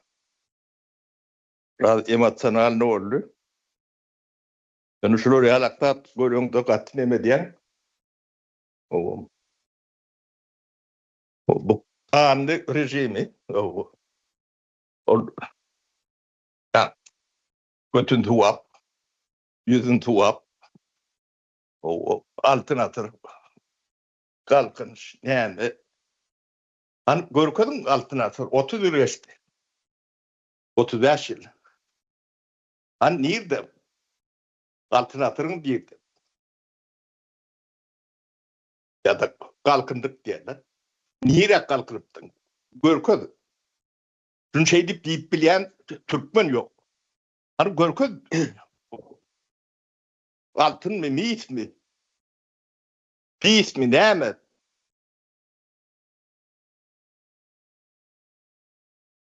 O da halkın yani ağırlan malı meyilli. Lokal var. O saparaga. Dinge şu gayet zatı bayfilen nedir vayet akçoların yok edilenini bile Moskva'ya gidilip. Bir sancağım internette neme var.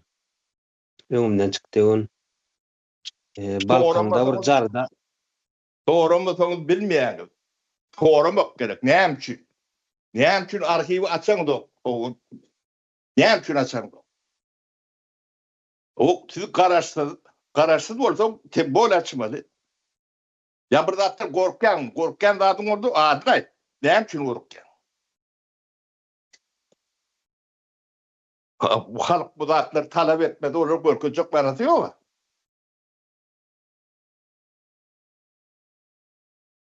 Ýok. Bolýa sag bolun. Doğru para. O ettin ýatlattın. Abdurrahman buyur. Biz bu taýda Kazakstanyň taryhyndan almamyzyň bir sebäbi bar. Kazakstanda ilk bada syýasy oňurga dörep başlapdy. Ayağa galyp başlapdy halk.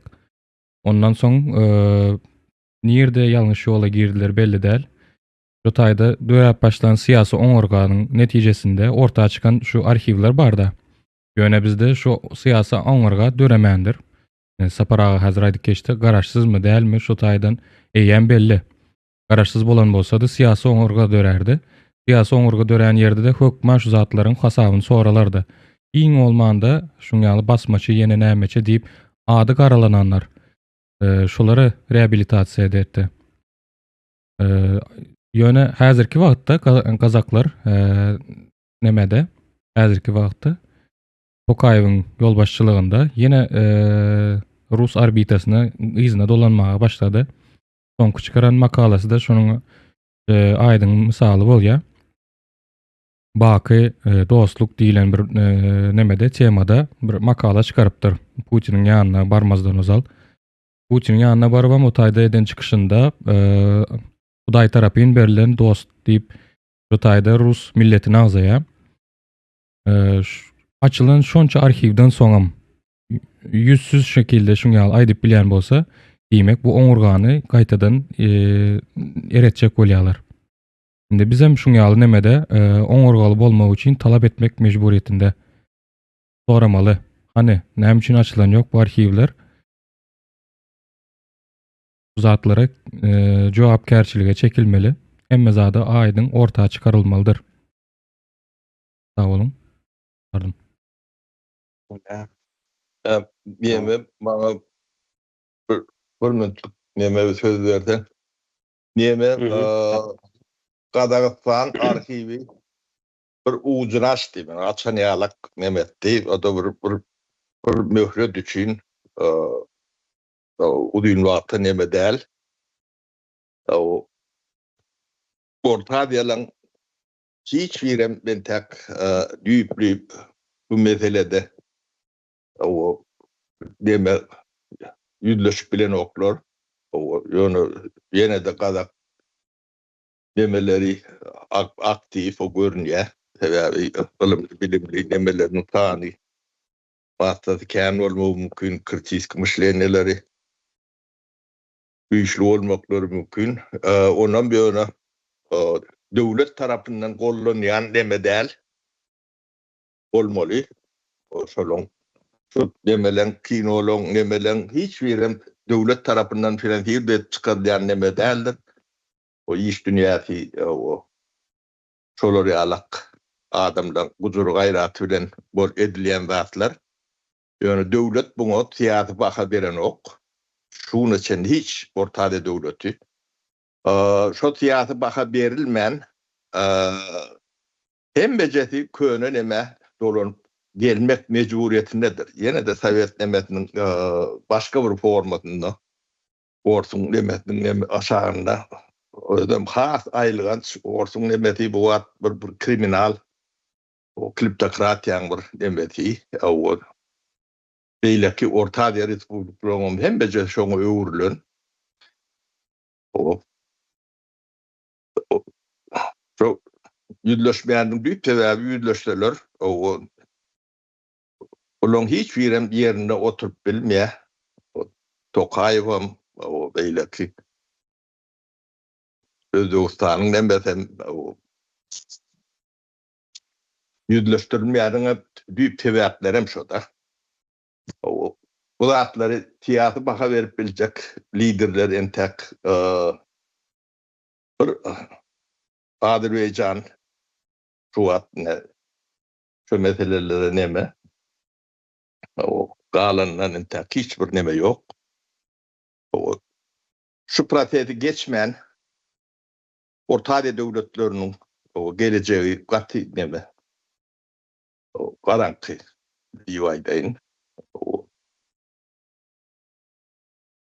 O zatları doğru çözmeyen devletin temelini doğru oturtup olan nokta.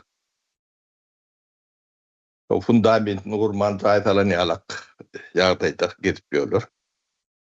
O bunu şol Türkmenin demeti intelligenteti diyeyin ola ni yok diyeceğim ol ya.